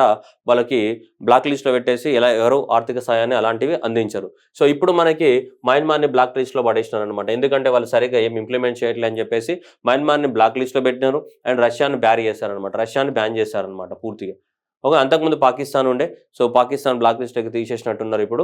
రైట్, దాన్ని సో మయన్మార్ని పెట్టడం, మయన్మార్ అంతా బ్లాక్ లిస్ట్లో పెట్టడం జరిగింది ప్రస్తుతానికి ఈ మీటింగ్లో ఈ మొన్న జరిగినటువంటి అక్టోబర్ మీటింగ్లో మయన్మార్ని బ్లాక్ లిస్ట్లోకి తోల్చేసినారు. ఎందుకంటే వాళ్ళు సరిగ్గా సో చర్యలు తీసుకోవడం లేదు అని చెప్పి. నెక్స్ట్ మెర్సర్స్ CFS అనేది ఒక ఆర్గనైజేషన్ అనేది గ్లోబల్ పెన్షన్ ఇండెక్స్ని ఇచ్చింది. గ్లోబల్ పెన్షన్ అంటే ప్రపంచ దేశాలలో రిటైర్మెంట్ అయిన తర్వాత పెన్షన్స్ ఏం జరుగుతుంది విత్ కథా కార్ఖానా అని చెప్పేసి. సో పెన్షన్స్, గ్లోబల్ పెన్షన్, ఇండియాలో పెన్షన్ యొక్క సిచ్యువేషన్ ఎలా ఉంది అని చెప్పేసి ప్రపంచంలో ఉన్న చాలా దేశాలని తీసుకొని దాదాపు 44 దేశాలని తీసుకున్నారు. 44 దేశాలను తీసుకుని ఇండెక్స్ ప్రిపేర్ చేస్తే పెన్షన్ను బాగా అందుతున్నటువంటి దేశాలలో 1వ ర్యాంకులో ఐస్లాండ్ ఉంది. చల్లగా ఉంటున్నారు ఇక్కడ ముసలోళ్ళంతా, చల్లగా ఉన్నారు. చల్లగా అంటే ఐస్, ఎందుకంటే వాళ్ళకి పెన్షన్ బాగా అందుతుంది కాబట్టి చల్లగా ఉన్నారంటే ఐస్లాండ్, అట్లా గుర్తుపెట్టుకోండి. ఓకేనా? ఇండియా అనేది 41 రోజులు అయ్యప్ప దీక్ష చేసుకుంది. దాదాపు ఎంత? 44 మార్కులతోటి 41వ ర్యాంక్లో ఉంది. 44 దేశాలు ఉన్నాయిరా స్వామి అంటే దాంట్లో మనది 41 ఉంది. ఇది ఇండెక్స్ తీసిందే 44 దేశాలకు. ఆ 44 దేశాలలో 41 ర్యాంక్లో మనం ఉంటే లాస్ట్కి ఇది థాయిలాండ్ ఉంది. ఎంత? 44. పెన్షన్స్ అందుబాటులో లేవన్నమాట చాలా మందికి. అక్కడ ఏముండదు, అంతా టెంపరీ వర్కర్గానే వర్క్ చేస్తున్నట్టు దాని అర్థం. మన దగ్గర కూడా అంతే కదా, చాలా మంది టెంపరీ వర్కర్స్. ఎవరికి పెన్షన్ ఇస్తుండు గవర్నమెంట్ ఎంప్లాయీకి తప్ప ఎవరికి పెన్షన్స్ పెద్దగా లేవు. అందువలన 41 ర్యాంక్లో ఉన్నాం. కానీ పెన్షన్ ఇండెక్స్లో చూసుకుంటే ఎవరు? ఐస్లాండ్ అనేది మనకి ఫస్ట్ ర్యాంక్లో ఉంది. ఇండెక్స్ని ప్రిపేర్ చేసిన వాళ్ళు ఎవరు? Mercer's CFA institute. ఓకేనా? మెర్సర్స్ CFA ఇన్స్టిట్యూట్ అనే వాళ్ళు ప్రిపేర్ చేయడం జరిగింది. ఏ పేరుతోటి? గ్లోబల్ పెన్షన్ ఇండెక్స్ పేరుతోటి, MGPA గ్లోబల్ పెన్షన్ ఇండెక్స్ తోటి మనకు ప్రిపేర్ చేయడం అనేది జరిగింది. ఓకేనా? So very very important. India has indicated 44.4 ranks తోటి. అంతకుముందు 43.2 2020. However it is below the 2020, that is 39 countries. ఇప్పుడు 44 కంట్రీస్లో 41th ర్యాంక్లో ఉంది. చెమ్మ చెక్క చారడేస మొగ్గ అయింది దీని బతుకు. Next Meghalaya government sign the what NEEPCO తోటి, that is hydro electric power ప్రాజెక్టుని సైన్ చేయడం జరిగింది. సో ఎవరు? మనకి ఈ పవర్ డిపార్ట్మెంట్ వాళ్ళు మేఘాలయ దేశంలో చూడండి, మాట్లాడి ఏం మాట్లాడుతున్నా నాకే అర్థమవుతుంది. దేశం కాదు, రాష్ట్రంలో. Okay, right, that is right. Next చూద్దాం ఇప్పుడు. ఇక్కడ ఈ మేఘాలయలో development of the what Umiam hydroelectric power project 50 megawatt stage 1, అలాగే Umiam hydroelectric power project 100 megawatts 2 ఉన్నాయి. That is the Meghalaya signs agreements with what NEEPCO, that is the hydroelectric power plants ఉన్నాయి. దీంట్లో ఏది? ఉమియం. ఏముందమ్మా? ఉమియం. ఏ రివర్ పైన ఉన్న ఈ హైడ్రోఎలక్ట్రిక్ పవర్ ప్రాజెక్టులు అంటే ఈ రివర్ పైన కాశీ హిల్స్లో ఉంటుంది మనకి ఇది ఉమియం అనేది. ఎక్కడ? సో కాశీ హిల్స్ మనం చదువుకున్నాం కదమ్మా బుజ్జి బంగారాలు. గారో హిల్స్ అండ్ నెక్స్ట్ ఏం చదివాం? Khasi hills and next Jaintia hills అని ఇట్లా చదువుకున్నాం కదా, కారో, కాశీ, జైంతియా హిల్స్. సో ఎక్కడున్న ఇవన్నీ కూడా మేఘాలయలో ఉంటాయి కదా. Garo hills, Khasi hills, Jaintia hills ఎక్కడ ఉంటాయి? మేఘాలయ. ఈ మేఘాలయలో ఉన్నటువంటి మధ్యలో ఉన్న ఈ హిల్సే కదా కాశీ హిల్స్. ఈ కాశీ హిల్స్ ఏవైతే ఉన్నాయో ఈ కాశీ హిల్స్లోనే ఫ్లో అయ్యే ఒక చిన్న రివర్ అనమాట. ఇది ఉమియం. సో ఈ ఉమియం పైన మనకి ఈ హైడ్రో ఎలక్ట్రిక్ పవర్ ప్రాజెక్టులు కట్టడానికి కోసం మనకి అగ్రిమెంట్ చేసుకోవడం జరిగింది. ఎవరు? Meghalaya government. So that Meghalaya science agreements with the what? So hydro electric power ప్లాంట్ని కన్స్ట్రక్షన్ చేయడానికి కోసం. ఈ స్టోరీ అంతా మనకు అవసరం లేదు, స్టోరీ సిరఫ్ ఏకీ చాయే. సో మనకేంటి? ఉమియం అనే హైడ్రో ఎలక్ట్రిక్ పవర్ ప్రాజెక్ట్ అనేవి ఏ రాష్ట్రంలో ఉన్నాయన్నదే మనకి ఇంపార్టెంట్. ఇది ఓకేనా? ఏ రాష్ట్రంలో ఉన్న Umiam hydro electric power plants అనేటివి? సో వెరీ రీసెంట్గా మనకి అంటే కాశీ హిల్స్లోనే ఖాసీ హిల్స్లో ఫ్లో అవుతున్న ఉమియం రివర్ పైన మనకి ఇక్కడ మేఘాలయ రాష్ట్రంలో. Next centre approves the what India's that is a cable cum suspension bridge across the what Krishna rivers. So Krishna రివర్కి మధ్యన మనందరికీ తెలుసు ఇదంతా కూడా తెలంగాణ రాష్ట్రాన్ని ఇలా తీసుకుంటే, ఇదంతా కూడా ఆంధ్రప్రదేశ్ కిందికి వెళ్తే ఇదంతా కర్నూలు డిస్ట్రిక్ట్. ఓకేనా, ఇది కర్నూలు డిస్ట్రిక్ట్, ఇదంతా కూడా నగర్ కర్నూలు. సో కర్నూలు నగర్ కర్నూలు రెండు ఉన్నాయి. ఆ కర్నూలుకి కర్నూలుకి మధ్యనే మనకి ఏమవుతుంది, మన కృష్ణా రివర్ ఫ్లో అవుతుంది లేము. కృష్ణమ్మ పరుగులు ఇట్లనే తీస్తుంది కదా, ఇట్లా నుంచి పరుగులు తీస్తూ ఈ కృష్ణమ్మ ఇట్లా కిందికి పైకి పోతుంటే ఇలా కర్నూలు నగర్ కర్నూలు ఇట్లా పోతూ ఉంటుంది. సో ఇదంతా కూడా ఇది Nagar Kurnool district of the Telangana, ఇదంతా కూడా Kurnool district of the Andhra Pradesh. ఆ రెండు రాష్ట్రాలను కలుపుతూ మనకి ఈ 3 కిలోమీటర్స్ ఆఫ్ ద బ్రిడ్జ్ని కన్స్ట్రక్షన్ చేయడానికి గవర్నమెంట్ అనేది అప్రూవల్ తెలిపింది. ఎంత 3 kilometres of the suspension bridge, that is that is the 2 storied the రెండు 2 స్టోరీ బిల్డింగ్ అనమాట. అది సరే cable bridge, 2 story cable bridge with what 4 lines carrying, 4 లైన్లతోటి 2 స్టోరీలు.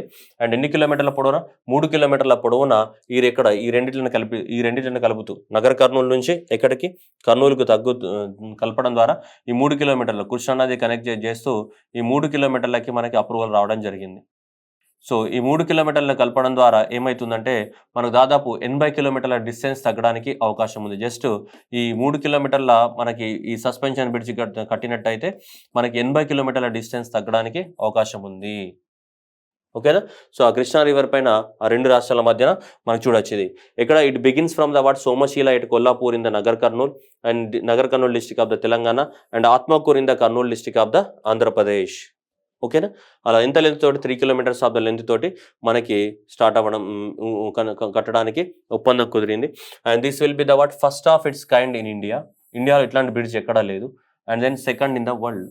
ఏంటిది? Suspension bridge. కేబుల్ ఉంటుంది, కేబుల్తో పాటు సస్పెన్షన్ ఉంటుంది, దాంతోపాటు డబుల్ స్టోరే, ఇది డబుల్ స్టోరే ప్లస్ 4 లైన్స్. ఇలాంటి ఇన్ని ఫీచర్స్ ఉన్నటువంటి బ్రిడ్జ్ ఎక్కడ లేదు. 30 నెలల్లో నిర్మించాలి with the cost of the what 10,000 కోట్లతోటి దీన్ని అప్రూవ్ చేయడం జరిగింది గవర్నమెంట్ ఆఫ్ ఇండియా అనేది. దేంట్లో భాగంగా భారత్మాల పరియోజనలో భాగంగా. వాట్ ఈస్ భారత్మాల పరియోజన? భారత్మాల పరియోజన అంటే ఏంటి? Construction of the national highways. 2015 నుంచి మన గవర్నమెంట్ ఆఫ్ ఇండియా అనేది నేషనల్ హైవేస్ని నిర్మిస్తుంది. ఆ నేషనల్ హైవేస్ని నిర్మించే ప్రాజెక్ట్ పేరు ఏంటిది? భారత్మాల పరియోజన. నేషనల్ హైవేస్ని నిర్మిస్తుంది. వాటిని ఏమంటున్నాం మనం? Bharatmala Pariyojana. Next, world's first licensing cancer drug nilotinib. Nilotinib అనే డ్రగ్కి ఫస్ట్ క్యాన్సర్ డ్రగ్ అనమాట. ఇది నోవాటిస్ వాళ్ళు, స్విట్జర్లాండ్కి చెందినటువంటి నోవాటిస్ కంపెనీ అనేది మనకి. సో ఇది నిలోటినిబ్ అనే ఒక డ్రగ్ని తయారు చేయడం జరిగింది. ఈ నిలోట్రిబ్ అనే డ్రగ్ అనేది ఫస్ట్గా లైసెన్స్ రావడం జరిగింది. దేనికి? Licensing deal for the what cancer. So that world health organisation essential medicines లిస్ట్లో కూడా ఇది ఉంది. సో దట్ ఈస్ సో వీళ్ళు నోవాటిస్ కంపెనీ అనేది ఈ స్విట్జర్లాండ్కి చెందిన company. So first cancer drug అనమాట, లైసెన్స్ పొందినటువంటి ఫస్ట్ క్యాన్సర్ డ్రగ్. నెక్స్ట్, హ్యూనాడార్ అండ్ హ్యూరాన్ ఇండియా. హ్యూనారా top the what. So Hurun India philanthropic work 2022. Okay, India's most that is generous title that అమీజీ ప్రేమ్ చేయడం వాట్. సో సెకండ్ ప్లేస్లో ఉన్నారంటే ఎక్కువ మొత్తంలో ఫిలాంథ్రోపిక్ వర్క్. వాళ్ళు సంపాదించిన డబ్బునంతా కూడా సొసైటీ కోసం వర్క్ పెట్టేదాన్ని ఏమంటాం మనం? ఫిలాంథ్రోపిక్ వర్క్స్ అంటాం. దీంట్లో Shiv Nadar and then followed by the what Azim Premji ఉన్నారు మనకి. సో ఇందులో 5 ఫిలాంథ్రోపిక్ వర్క్స్ చూసినట్టయితే మనకి శివనాడార్ దాదాపు 1000 కోట్లు ఖర్చు పెడుతున్నారు. అట్లాగే అజిమ్ ప్రేమ్జీ 484 కోట్లు, ముఖేష్ అంబానీ 410 కోట్లు, కుమారమంగళం 242 కోట్లు. అండ్ నెక్స్ట్ సో వీళ్ళు మిగతా వాళ్ళు. సో వీళ్ళందరూ కూడా ఫిలాంథ్రోపిక్ వర్క్స్ కోసం ఇన్ని డొనేషన్స్ ఇచ్చారు వాళ్ళు. సో శివనారాయణ ఆల్మోస్ట్ 1100 కోట్లు ఇచ్చి ఫస్ట్ ప్లేస్లో ఉన్నారు. So and next followed by Azim Premji 484 కోట్ల డొనేషన్స్ ఇవ్వడం జరిగింది. ఎవరు ఇచ్చినటువంటి రిపోర్ట్ ఇది? So Hurun India. So Hurun India philanthropy list 2022 ఇవ్వడం జరిగింది. సో దీని ప్రకారం మనకి ఇండియాలో హైయెస్ట్ ఎవరు? మనకి శివనాడారే ఇవ్వడం జరిగింది. Next, Netherland surpasses the China to become the what India's third largest export market. India's థర్డ్లో మనం ఇండియా నుంచి వేరే కంట్రీస్కి ఎక్స్పోర్ట్ చేస్తుంటాం కదా. ఎక్స్పోర్ట్ చేసే కంట్రీస్లలో తీసుకుంటే మనం ఇండియాలో యూఎస్ఏకి ఎక్కువగా మనం ఎక్స్పోర్ట్ చేస్తుంటాం. ఓకేనా. నెక్స్ట్ యూఎస్ఏ తర్వాత యూఏఈకి చేస్తుంటాం ఎక్స్పోర్ట్స్. నెక్స్ట్ థర్డ్ ప్లేస్లో ఎవరు ఉండే? మనకి చైనా ఉండే. మనం ఎక్స్పోర్ట్ చేసే కంట్రీస్లలో ఫస్ట్ యూఎస్ఏ, సెకండ్ ప్లేస్ ఇది, థర్డ్ ప్లేస్ చైనా ఉండే. ఇప్పుడు చైనాని తీసేసి చైనా ప్లేస్లోకి ఎవరు వచ్చి చేరారు? నెదర్లాండ్స్ అనేది రావడం జరిగింది. Netherlands beats China to become the what India's third largest exporter. మరి థర్డ్ లార్జెస్ట్ ఎక్స్పోర్టర్ అయిందంటే ఇది ఫోర్త్ అయిపోయినట్టు. ఇప్పుడు ఏది చైనా ఫోర్త్లోకి వచ్చింది.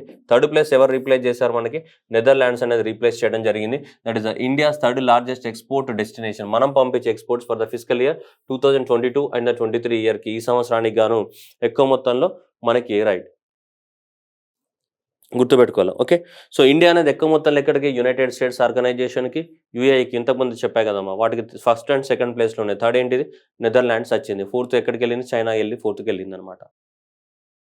Next Russia now India's become the what 7th largest trading partner. So ఇంతకుముందు రష్యా అనేది, రష్యాతో మనం చేస్తున్నటువంటి బిజినెస్ ఏదైతే ఉందో మనకి 25వ ప్లేస్లో ఉండే రష్యాకి మనకు ఉన్నటువంటి బిజినెస్ యొక్క value. So that is one of the India, Russia become the 7th largest trading partner of the India. ఒకప్పుడు 21వ ట్రేడింగ్ పార్ట్నర్ ఉండే మనకి ఎక్కువ మొత్తంలో బిజినెస్. చూస్తే యూఎస్ఏ తోటి ఇన్ని కోట్ల బిజినెస్ జరుగుతుంది మనకి. అండ్ నెక్స్ట్ చైనా తోటి సెకండ్ ప్లేస్లో, యూఎస్ఏ తోటి ఇంత, సౌదీ అరేబియా తోటి ఇంత, ఎక్స్పోర్ట్స్ అండ్ ఇంపోర్ట్స్ అనమాట. ఇన్ని జరుగుతూ ఉంటే ఒక ఈ లిస్ట్లో మనకి 25వ ప్లేస్లో ఉండేది రష్యా. 25వ ప్లేస్లో నుంచి రష్యాతో ఉక్రెయిన్ యుద్ధం జరిగిన తర్వాత సడన్గా మనకి ఇది 7వ ప్లేస్లోకి రావడం జరిగింది. ఏప్రిల్ నుంచి ఆగస్ట్ వరకు 2023. సో ఈ సంవత్సరం పోయిన సంవత్సరం ఏప్రిల్ 2022 నుంచి ఆగస్టు 2023 వరకు, ఏప్రిల్ 2021 నుంచి ఆగస్ట్ 2022 వరకు తీసుకుంటే మనకి 7th ప్లేస్లోకి రావడం జరిగింది రష్యా అనేది. 25వ ప్లేస్లో ఉండే బిజినెస్. అంటే బిజినెస్ ట్రేడ్ అంటే ఏంటిది? Exports and imports. మనం రష్యా నుంచి ఎంత ఎక్స్పోర్ట్ చేస్తున్నాం, వాళ్ళు మన దేశానికి ఎంత ఇంపోర్ట్ చేసుకుంటున్నాం, అవి అనమాట. ఎక్స్పోర్ట్స్ అండ్ ఇంపోర్ట్స్ వాల్యూని ఏంటాం? ట్రేడ్ వాల్యూ అని చెప్తుంటాం. మొత్తం కలపాలి ఎక్స్పోర్ట్స్ అండ్ ఇంపోర్ట్స్, ఓన్లీ ఎక్స్పోర్టే కాదు. సార్ ఇంతకేదో చెప్పారన్నారు, ఇదేంటిది? మనం వేరే దేశాలకు చేసే ఎక్స్పోర్ట్, మనం చేస్తున్న ఎక్స్పోర్ట్. మన ఇండియా అనేది హైయెస్ట్ ఎక్స్పోర్ట్ ఎక్కడికి చేస్తుంది? యూఎస్ఏకి, యూకేకి, తర్వాత నెదర్లాండ్స్కి. ఇది ఎక్స్పోర్ట్కి సంబంధించి కాదు, మొత్తం ఎక్స్పోర్ట్స్ ప్లస్ ఇంపోర్ట్స్. మన ఎక్స్పోర్ట్స్ అండ్ ఇంపోర్ట్ ప్లస్ మొత్తం వాల్యూ కలిపామనుకో అప్పుడు ఏమంటావు? ట్రేడ్ అంటావు. ట్రేడ్ అనేది ఏ దేశంతో బాగా జరుగుతుంది ఎక్కువ మొత్తంలో మనకి? ట్రేడ్ అనేది ట్రేడ్ అమ్మా, ట్రేడ్ ఇక్కడనే కనిపిస్తుంది, యునైటెడ్ నేషన్స్తో జరుగుతుంది. ఓకేనా? మరి ఇప్పుడు రష్యా అనేది కూడా వచ్చింది 25వ ప్లేస్ నుంచి సడన్గా జంప్ అయిపోయింది. ఎక్కడికి? 7th ప్లేస్కి జంప్ అవడం అనేది చాలా చాలా గొప్ప విషయం. ఓకే, సో నా the 25th place in the 2021 to become the 7th largest trading partner. 7th largest trading partner. ఎందుకంటే మేజర్గా ఆయిల్ ప్లస్ ఏంటిది? ఫెర్టిలైజర్స్ వల్ల. వేటి వల్ల? ఆయిల్ అండ్ ద ఫెర్టిలైజర్స్ వల్లనే మనకి 7th largest trading partner of the India అయ్యింది. ఏది? రష్యా అనేది. Next late Anna May Wong or otherwise Anna May Wong. So it is the first Asian and the American actor. First Asian American actor appears on the US currency notes. US యొక్క currency notes పైన ఇతను first Asian American అట. నేను pick పెట్టడం మర్చిపోయా, మీరే pic చూసుకోండి. So that is about first Asian American to appears on the what US currency note. So that is a Wong లేకుంటే అన్నామే, ఏదైనా గుర్తుపెట్టుకోండి. Anna May is the what first. So that is the Asian American, Asian అట plus American అట. Okay, అంటే black people అని దాని అర్థం. ఇది చెప్పేస్తాం మనం. Next, so that is Hyderabad haleem won the what national intellectual property awards 2021 and 22. So national intellectual property awards 2021 and 22 ఇది మినిస్ట్రీ ఆఫ్ ద కామర్స్ వాళ్ళు ఆర్గనైజ్ చేయడం జరిగింది. మినిస్ట్రీ ఆఫ్ ద కామర్స్ వాళ్ళు ఆర్గనైజ్ చేసిన తర్వాత భారతదేశంలో ఇంటెలెక్చువల్ ప్రాపర్టీ రైట్స్ ఏవైతే ఉంటాయో, అంటే జాగ్రఫికల్ ఇండికేటర్ ట్యాగ్ ఏవైతే ఉన్నాయో, ఆ జాగ్రఫికల్ ఇండికేటర్ ట్యాగ్స్ ఉన్నటువంటి ప్రొడక్ట్స్ అన్నింటిలో కూడా కాంపిటీషన్ పెట్టారనమాట. కాంపిటీషన్ పెట్టిస్తే ఎక్కువ మంది ఓటేసినటువంటి దాంట్లో మనకి ఫుడ్ ప్రోడక్ట్స్లోకి సంబంధించి మంచి ఫుడ్ ప్రోడక్ట్, రసగుల్లా కూడా ఉంటుంది ఫుడ్ ప్రోడక్టే. ఇక్కడ ఉండొచ్చు, చూద్దామా, ఇక్కడ ఉంది కదమ్మా. రసగుల్లా కానీ, బికనీర్ భుజియా కానీ, నెక్స్ట్ వచ్చేసి మనకి ఇవి రతల్ మనీ సేవ్ కానీ, ఇవన్నీ కూడా ఫుడ్ ఐటమ్సే. రసగుల్లా ఇవన్నీ కూడా ఫుడ్ ఐటమ్సే. కానీ తిరుపతి లడ్డు ఇవన్నీ ఫుడ్ ఐటమ్స్. ఈ అన్ని ఫుడ్ ఐటమ్స్ని తట్టుకొని 17 ఫుడ్ ఐటమ్స్ని తట్టుకొని ఫస్ట్ ప్లేస్లో అవార్డు రావడం జరిగింది. అంటే ఇండియా మొత్తంలో ఎక్కువ మంది లైక్ చేస్తున్నటువంటి ఫుడ్ ప్రోడక్ట్గా సో ఇది అవార్డు రావడం జరిగింది. ఇంటెలెక్చువల్ ప్రాపర్టీ రైట్ అవార్డు రావడం జరిగింది దీనికి Hyderabad. So haleem won the award most popular GI tag food award. So భారతదేశంలో జాగ్రఫికల్ ఇండికేటర్ ట్యాగ్ వచ్చినటువంటి పాపులర్ ఫుడ్ ఐటమ్స్లో ఇదే 1వ ప్లేస్లో ఉంది. పాపులర్ ఫుడ్ ఐటమ్స్ హలీం అనేది హైదరాబాద్ హలీం. అలాగే next other most popular award agriculture ప్రోడక్ట్లలో ఎక్కువ మొత్తంలో కందామల్ హల్దీ ఒడిస్సా, దీన్ని కూడా ఇది టాప్లో ఉంది. హ్యాండీక్రాఫ్ట్స్ కనుక తీసుకుంటే తాంజావూరు ఆర్ట్ ప్లేట్ కానీ, నెక్స్ట్ మ్యానుఫ్యాక్చర్డ్ ప్రోడక్ట్లు తీసుకుంటే మైసూర్ శాండల్ సోపు కానీ, next natural Chunar బలువా Patthar. So దీనిలో కానీ ఏదో పత్తర్ అట అది. సో వాటికి రావడం జరిగింది మనకి. ఓకేనా, ఇది నాకు కూడా తెలియదమ్మా ఏంటిది అనేది. సో ఇదైతే మనకి హల్దీ అంటే పసుపు, ఇది ఓకే పసుపు, ఇది ప్లేట్, తినే ప్లేట్స్ ఉంటాయి కదా మనం తయారు చేసే బ్రాస్ ప్లేట్స్ ఉంటాయి కదా అవి. And next Mysore sandal soap ఏదైతే ఉందో అది అందరికి తెలుసు. ఈ ప్రొడక్ట్స్ కూడా టాప్ లిస్ట్లో నిలిచినాయి. ఫుడ్ ఐటమ్స్లో అయితే హైదరాబాద్ అలీం నిలిచింది. ఈ ఫుడ్ ఐటమ్స్ కాదు కదా, నాన్ ఫుడ్ ఐటమ్స్ ఇవి జనరల్గా. సో అలా in the 2010 Hyderabad haleem was awarded with award geographical indicator status which was expired in the 2019, and this was the India's first meat based food to get the word GI tag, geographical indicator tag వచ్చింది. So మనకి 2010లో రావడం జరిగింది దేనికి, హైదరాబాద్ అలీంకి. Delhi airport. So according to the what, so report published by OAG Aviation the worldwide limited on October, Delhi airport that is known as what Indira Gandhi airport became the what 10th busiest airport, 10th busiest airport గా మనకి ఇవ్వడం జరిగింది. మరి ప్రపంచంలోనే so that is the Atlanta international airport USA. ఇక్కడ చూడండి, Atlanta Hartsfield Jackson international airport Georgia USA అనేది మనకేంటిది, సో ఎక్కువ మొత్తంలో బిజియెస్ట్ ఎయిర్పోర్ట్స్గా మనకి ఉండడం జరిగింది. Then followed by the what, so that is Atlanta, that Dubai international airport, then followed by the Tokyo international airports అనేది సెకండ్ అండ్ థర్డ్ కేటగిరీలో ఉన్నాయి మనకి. సో ఫస్ట్ ప్రపంచంలోనే దట్ ఈస్ అట్లాంటా హార్ట్స్ఫీల్డ్ ఎక్కడ ఉంది, అది జార్జియా యునైటెడ్ స్టేట్స్లో ఉన్నటువంటి అమెరికాలో ఉన్నటువంటి అదే మనకి ఏమంటాం మనం బిజియెస్ట్ ఎయిర్పోర్ట్గా ఉంది. ఢిల్లీ అనేది 10th బిజియెస్ట్ ఎయిర్పోర్ట్గా మనకి రికార్డులోకి రావడం జరిగింది. ఎవరు ఇచ్చినటువంటిది, సో వీళ్ళు ఇచ్చిన రిపోర్ట్ ఎవరు, ఓగ్ ఏవియేషన్ ఇచ్చింది. ఎవరు, ఓగ్ ఏవియేషన్ అనే కంపెనీ ఉంది కదా, ఓగ్ ఏవియేషన్ అనే కంపెనీ ఇచ్చినటువంటి రిపోర్ట్ ప్రకారం ఎవరు, ఓగ్ ఏవియేషన్ ఎవరైతే ఉందో అది. Har Ghar Jal, Gujarat is the state to achieve the 100% of the tap water supply Jal Jeevan mission. ఓకేనా, ఈ జల జీవన్ మిషన్ అనేది గవర్నమెంట్ ఆఫ్ ఇండియా 2019లో స్టార్ట్ చేసింది. 2019లో స్టార్ట్ చేసింది. ప్రతి ఇంటికి కనీసం 55 లీటర్స్ 55 లీటర్స్ పర్ పర్సన్, ఒక పర్సన్కి ఒక డేకి కనీసం 55 లీటర్ల ఏమి ఇవ్వాలి, వాటర్ ఇవ్వాలి. అది కూడా ఏరియాస్లో, రూరల్ ఏరియాస్లో ఇవ్వాలి. ఏయర్ నాటికి బై 2024 నాటికి అని టార్గెట్ పెట్టుకుంది. 2024 నాటికి గ్రామాలలో ప్రతి పర్సన్కి 55 లీటర్ల నీళ్ళు ఇవ్వాలి ఒక రోజుకి. 55 litres per person per day in ఏరియాస్లో, రూరల్ ఏరియాస్లో బై 2024 నాటికి అని చెప్పి 2019లో దీన్ని స్టార్ట్ చేసింది. దీన్ని జలజీవన్ మిషన్ని స్టార్ట్ చేసింది. అలా జలజీవన్ మిషన్ని స్టార్ట్ చేసింది ఇక్కడ ఉంది కదా already. It was launched in the 2019, 55 litres of the water supply to every one by the 2024 in the rural areas. దాంట్లో ఇప్పటివరకు గుజరాత్ అనేది 7th లార్జెస్ట్ స్టేట్ అయిందనమాట. సో ఏంటి, to achieve the 100% of the ఇంటింటికి తాగునీరు, నల్లతో తాగునీరు అందిస్తున్నటువంటి రాష్ట్రాలలో గుజరాత్ అనేది ఇప్పుడు మనకి 7th ర్యాంక్లోకి రావడం జరిగింది. దట్ ఈస్ గోవా కానీ, తెలంగాణ కానీ, అండమాన్ నికోబార్ ఐలాండ్స్ కానీ, Dadra Nagar Haveli, Daman and Diu, Puducherry, Haryana are the states that have the already achieved the 100%. Okay, so Gujarat అనేది 7th ప్లేస్లో ఉంది ఇప్పుడు. సో మనకి గోవా అనేది ఫస్ట్లో అచీవ్ చేయడం జరిగింది. And the Goa and the Telangana. And next రాష్ట్రాలు కనుక చూసుకుంటే హర్యానా, అండ్ నెక్స్ట్ గుజరాత్. ఇది కూడా క్వశ్చన్ ఫ్రేమ్ చేయొచ్చు. 100% ఉన్నటువంటి ఏవి, గోవా, తెలంగాణ, హర్యానా, గుజరాత్. మిగతావన్నీ కూడా యూనియన్ టెరిటరీస్, అండమాన్ కానీ, దాద్రా నగర్ కానీ, పుదుచ్చేరి కానీ. ఓకేనా, రాష్ట్రాల్లో అయితే 4వది, ఓవరాల్గా ఇండియాలో అయితే 7th. నెక్స్ట్ ఇండియన్ బ్యాంక్ అనేది లాంచ్ చేసింది ఏంటి, ప్రాజెక్ట్ వేవ్ అనేది లాంచ్ చేయడం జరిగింది. సో ఆన్లైన్లో ప్రమోట్ చేయడానికి కోసం project wave, that is a world advance virtual experience కోసం. సో ఎక్కువ మొత్తంలో ఆన్లైన్ బ్యాంకింగ్ని ప్రమోట్ చేయడానికి కోసము మనకి ఇండియన్ బ్యాంక్ అనేది లాంచ్ చేసినటువంటి ఇనిషియేటివ్ పేరు ఏంటి, wave, the project wave. Next digital banking మనకి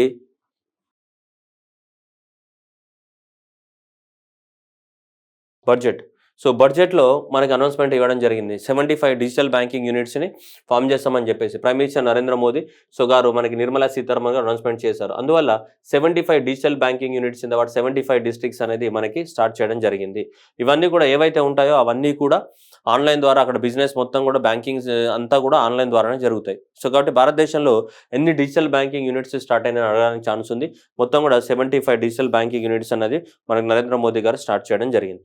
it is a joint venture of the ఎవరెవరు, సెంట్రల్ గవర్నమెంట్ కానీ, next reserve bank of India కానీ, ఇండియన్ బ్యాంక్ అసోసియేషన్ కానీ, and in partnership with all the commercial banks కానీ, వీళ్ళందరూ కలిసి దీన్ని start చేస్తారు. Central government, RBI, Indian bankers association, వీళ్ళందరూ కలిసి దీన్ని స్టార్ట్ చేయడం జరిగింది. 75 యూనిట్స్ అనమాట. ఇండియాలో డిజిటల్ బ్యాంకింగ్స్ అంటే అక్కడ బ్యాంకింగ్ అంతా కూడా డిజిటల్ రూపంలోనే జరుగుతుంది. Everything is online.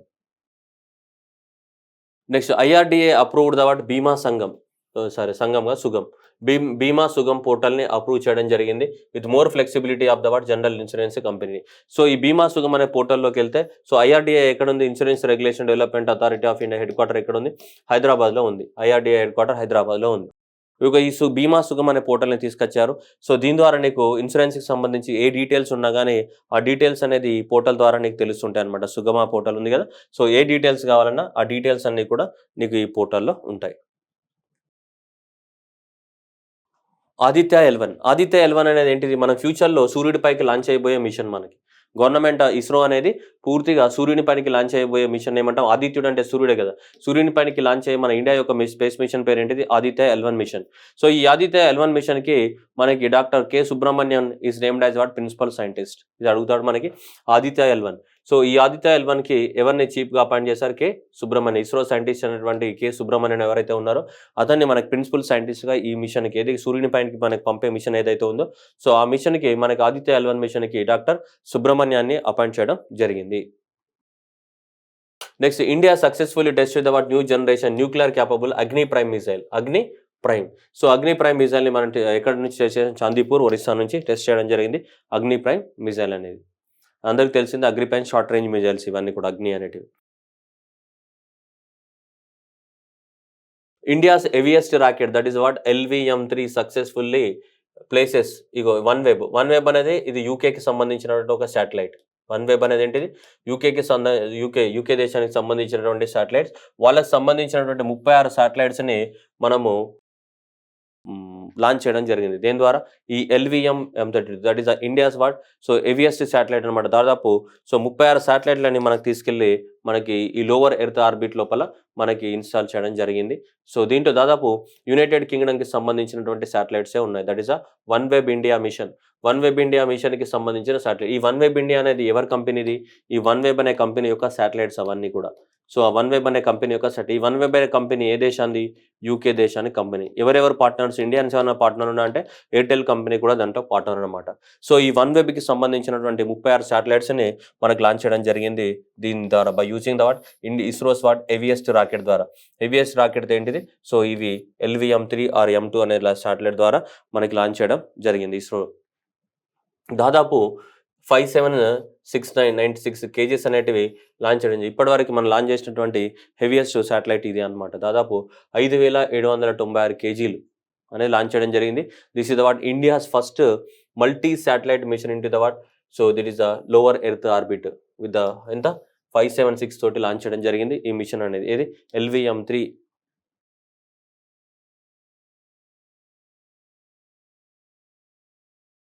నెక్స్ట్ గగనయాన్‌కి సంబంధించి. గగనయాన్ అంటే ఏంటిది? మన ఇండియా యొక్క స్పేస్ మిషన్. స్పేస్‌లోకి పంపించాలి. స్పేస్ అంటే ఎంత? 100 కిలోమీటర్స్ పైకి. సో 100 కిలోమీటర్స్ పైకి మనం వెళ్ళి అక్కడ ఏమైనా ఎక్స్‌పెరిమెంట్ ఉంటే చేయాలన్నమాట. భూమి నుంచి 100 కిలోమీటర్స్ పైకెళ్ళాలి. అలా పంపడానికి కోసం చేసే మిషన్ స్పేస్ మిషన్. ఇండియా యొక్క స్పేస్ మిషన్ పేరు ఏంటిది మనకి? గగన్‌యాన్. ఇండియా యొక్క స్పేస్ మిషన్ ఏంటిది? Gaganyaan. Surface of the earth నుంచి 100 కిలోమీటర్స్ పైకెళ్ళాలి. అప్పుడు అక్కడ ఏముంటదో ఏమేం చేయాలో చేస్తాం అక్కడ. గ్రావిటీ అంతా జీరో అయితుంటది కదా! ఆల్మోస్ట్. సో అక్కడ దానికి సంబంధించినటువంటి టెస్ట్ అనేది చేస్తామంట. గగనయాన్‌కి సంబంధించినటువంటి ఏవైతే మనం ఎక్విప్‌మెంట్స్ ఉపయోగిస్తామో వాటికి సంబంధించినటువంటి ప్రెషర్ చాంబర్ టెస్ట్ అనేది మనం కండక్ట్ చేస్తాం. అది సక్సెస్ అయింది. ఇక్కడ Mahendragiri, Tirunelveli district of the తమిళనాడులో మనకు చేయడం జరిగింది. మహేంద్రగిరిలో ఏముంది మనకి? ఇస్రో యొక్క సో ఇది ప్రొపల్షన్ సెంటర్ ఉంది. ఇది ఇంపార్టెంట్. దీనికోసం చెప్తున్నది. ఇస్రో ప్రొపల్షన్ సెంటర్ ఎక్కడుంది? మహేంద్రగిరి, తమిళనాడులో ఉంది. ఏది? ISRO propulsion centre. అడుగుతాడు ఎగ్జామినేషన్‌లో. ఇస్రో ప్రొపల్షన్ సెంటర్ ఎక్కడుంది? మహేంద్రగిరి, తమిళనాడులో ఉంది. 5th Khelo India games to be held in so మధ్యప్రదేశ్లో ఖేలో ఇండియా అనేది నేషనల్ వైజ్ స్పోర్ట్స్ అనమాట. ఎవ్రీ ఇయర్ అనేది మన గవర్నమెంట్ ఆఫ్ ఇండియా కండక్ట్ చేస్తుంది. నెక్స్ట్ ఇయర్ January 12 సో అది మొన్నటి వరకు హర్యానాలో జరిగినాయి. లాస్ట్ ఇయర్ హర్యానాలో జరిగినాయి. అంటే ఈ ఇయర్ 2022లో హర్యానాలో జరిగినాయి. నెక్స్ట్ ఇయర్ వచ్చేసి మనకి ఆల్మోస్ట్ ఇక్కడ మనకి 2023లో ఎక్కడ జరగబోతాయంట? Madhya Pradesh is the hosting. ఎన్ని హెల్డ్ ఇన్ 8 సిటీలలో జరుగుతాయంట. మధ్యప్రదేశ్లో జరగబోతున్నాయి ఖేలో ఇండియా గేమ్స్ మనకి యూత్ గేమ్స్. ఇస్రో చంద్రయాన్-3 చంద్రుడి పైకి లాంచ్ చేసేది మనకి Mark-3 ద్వారా. ఏది? PSLV Mark-3 ద్వారా ఆల్మోస్ట్ మనకి June 23లో లాంచ్ చేయడానికి ఇస్రో అనేది ప్లాన్ చేస్తుంది. దేన్ని? ISRO to launch Chandrayaan three in the June 2023లో లాంచ్ చేస్తాం. మనం చంద్రయాన్-1ని ప్రయోగించాం 2008లో. ఆ తర్వాత 13లో మనకి చంద్రయాన్-2, ఆ తర్వాత ఇప్పుడు ఏంటి చంద్రయాన్-3ని తీసుకొస్తున్నాం మనం. సో చంద్రుని పైన ప్రయోగాలు చేయడానికి కోసం మనకి. Okay. Next bilateral exercise between the Garuda is held between the ఇది జోధ్పూర్ రాజస్థాన్లో జరిగింది. గరుడ అంటే గరుత్మంతుడే కదా. సో కాబట్టి అది ఇండియాకి ఫ్రాన్స్కి సంబంధించినటువంటి ఏంటిది ఎయిర్ ఫోర్స్కి సంబంధించినటువంటి ఎక్సర్సైజ్ పేరేంటిది గరుడా 7 అనేది మన జోధ్పూర్ ఎయిర్ స్టేషన్లో మనకు జరగడం జరిగింది. జోధ్పూర్లో ఎవరెవరు French and India air space ఇద్దరు కలిసి మనకి జోధ్పూర్లో ఎయిర్ స్టేషన్లో మనకి ఎక్సర్సైజెస్ చేయడం జరిగింది, military exercises. Next SIMBEX, Singapore and India. Singapore and India కలిసి సింబెక్స్ అనే మెరిటైమ్ ఎక్సర్సైజ్ చేయడం జరిగింది ఇక్కడ విశాఖపట్నం ఆంధ్రప్రదేశ్లో. That is Singapore India and the bilateral exercise ఏంటిది సింబెక్స్ అనేది జరిగింది, సింగపూర్ మెరిటైమ్. సో ఇది జరిగింది మనకి. సో దీంట్లో మనకి ఇండియాకి సంబంధించినటువంటిది republic of Singapore RSS stalwart అనేది పార్టిసిపేట్ చేయడం జరిగింది అండ్ ఆర్ఎస్ఎస్ విజిలెన్స్ అనేది పార్టిసిపేట్ చేయడం వాళ్ళ నుంచి షిప్స్ అనేటివి. Next Tiger Triumph. Tiger Triumph is the second edition of the India United States tri services humanitarian assistance and the disaster relief exercise Tiger Triumph. 3 army కానీ navy కానీ air force కానీ ముగ్గురు కలిసి disasters వచ్చినప్పుడు ఎట్లా కాపాడుకోవాలన్న దానిపైన exercise చేయడం జరిగింది. దాన్ని టైగర్ ట్రంప్ అని చెప్తాం. యుఎస్ నేవీ కానీ ఇండియన్ నేవీ కానీ ఎయిర్ ఫోర్స్ కానీ వీళ్ళందరూ కలిసి ఇక్కడ విశాఖపట్నంలో మనకి ఎక్సర్సైజ్ చేయడం జరిగింది. That is India and US militaries conduct the tiger Trump exercise అనేది. ఇది ఇంపార్టెంట్. దేనికి సంబంధించిందని అడుగుతాడు ఈ టైగర్ ట్రంప్ అనేది. దేనికి సంబంధించింది ఏది the humanitarian assistance and the disaster relief. So humanitarian ఎప్పుడైనా ఎవరైనా సముద్రాలలో తప్పిపోయినప్పుడు కానీ సైక్లోన్స్ వచ్చినప్పుడు కానీ ఇట్లాంటి వాటి హ్యూమానిటేరియన్ కానీ డిజాస్టర్ రిలీఫ్కి సంబంధించి దీన్ని మాక్ డ్రిల్స్ కండక్ట్ చేయడం జరిగింది. ఇక్కడ చూడొచ్చు మనకి. Next Saturn awards. Saturn awards అనేది మనకి ఇది అమెరికాలో ఉన్నటువంటి ఒక చిన్న కంపెనీ ఇస్తుంటుంది. That is that is 47th edition of the award Saturn awards 2020 by వీళ్ళు ఇస్తారు ఎవరు academy of the science fiction and fantasy and horror films వీళ్ళు వెళ్ళింది అవార్డ్ లాస్ ఏంజల్స్ వీళ్ళు ఇస్తుంటారు, కాలిఫోర్నియాలో ఉన్న వాళ్ళు. సో ఈ సంవత్సరం సాటర్న్ అవార్డ్ అనేది 50th anniversary award for the Saturn award. దీంట్లో మన RRR సినిమాకి ఇచ్చారంట. మరి ఈ సాటర్న్ అవార్డ్స్ అనేది నేను ఫస్ట్ టైం వింటున్నా. ఇవంతా పాపులర్ అవార్డ్ అని నాకు కూడా తెలియదు. That is the RR rise roar revolt directed by the SS రాజమౌళికి ఈ సాటర్న్ అవార్డ్స్ అనేవి అంతకుముందు బాహుబలి సినిమాకి కూడా ఇచ్చారంట. సో ఇప్పుడు ఈ సాటర్న్ అవార్డ్స్ అనేది ఇస్తున్నారు మనకి. సో ఓకేనా. The Saturn awards will be established by the academy of the science. వీళ్ళు 1972లో ఎస్టాబ్లిష్మెంట్ చేసి ఎవ్రీ ఇయర్ అనేది ఇస్తున్నారు వీటిని సాటర్న్ అవార్డ్స్ అని.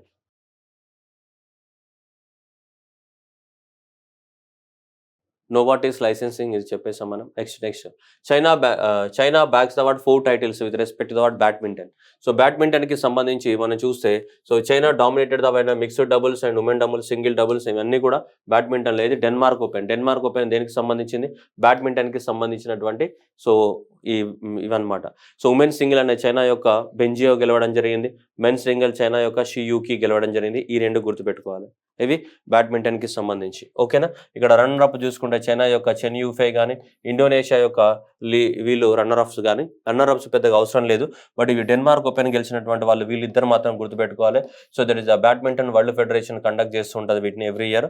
సో డెన్మార్క్ ఓపెన్ అనేది చాలా చాలా ఇంపార్టెంట్. అండ్ చైనాకి సంబంధించినటువంటి ఈ ఆర్గనైజేషన్ చైనా యొక్క బెంజియాగో కానీ చైనా యొక్క ఏంటిది షియూకి కానీ గెలవడం జరిగింది. ఇవి చాలా చాలా ఇంపార్టెంట్. ఈ 2 గుర్తుపెట్టుకోవాలి ఖచ్చితంగా. ఎగ్జామ్ పర్పస్లో మ్యాక్సిమం రావడానికి ఛాన్స్ ఎక్కువగా ఉన్నాయి డెన్మార్క్ ఓపెన్కి సంబంధించి. Next 5th Khelo India games అనేది మనందరికీ తెలిసి ఇంతకుముందే చెప్పాము. 5th ఖేలో ఇండియా గేమ్స్ అనేది. ఓకేనా. రైట్. ఇవి ఇప్పటి వరకు ఉన్నటువంటి కరెంట్ అఫైర్స్ మనకి. ఓకేనా. సో ఇంకేమైనా మిగిలి ఉంటే నేను మళ్ళీ చేసి పెడతాను. And thank you everyone and all the best.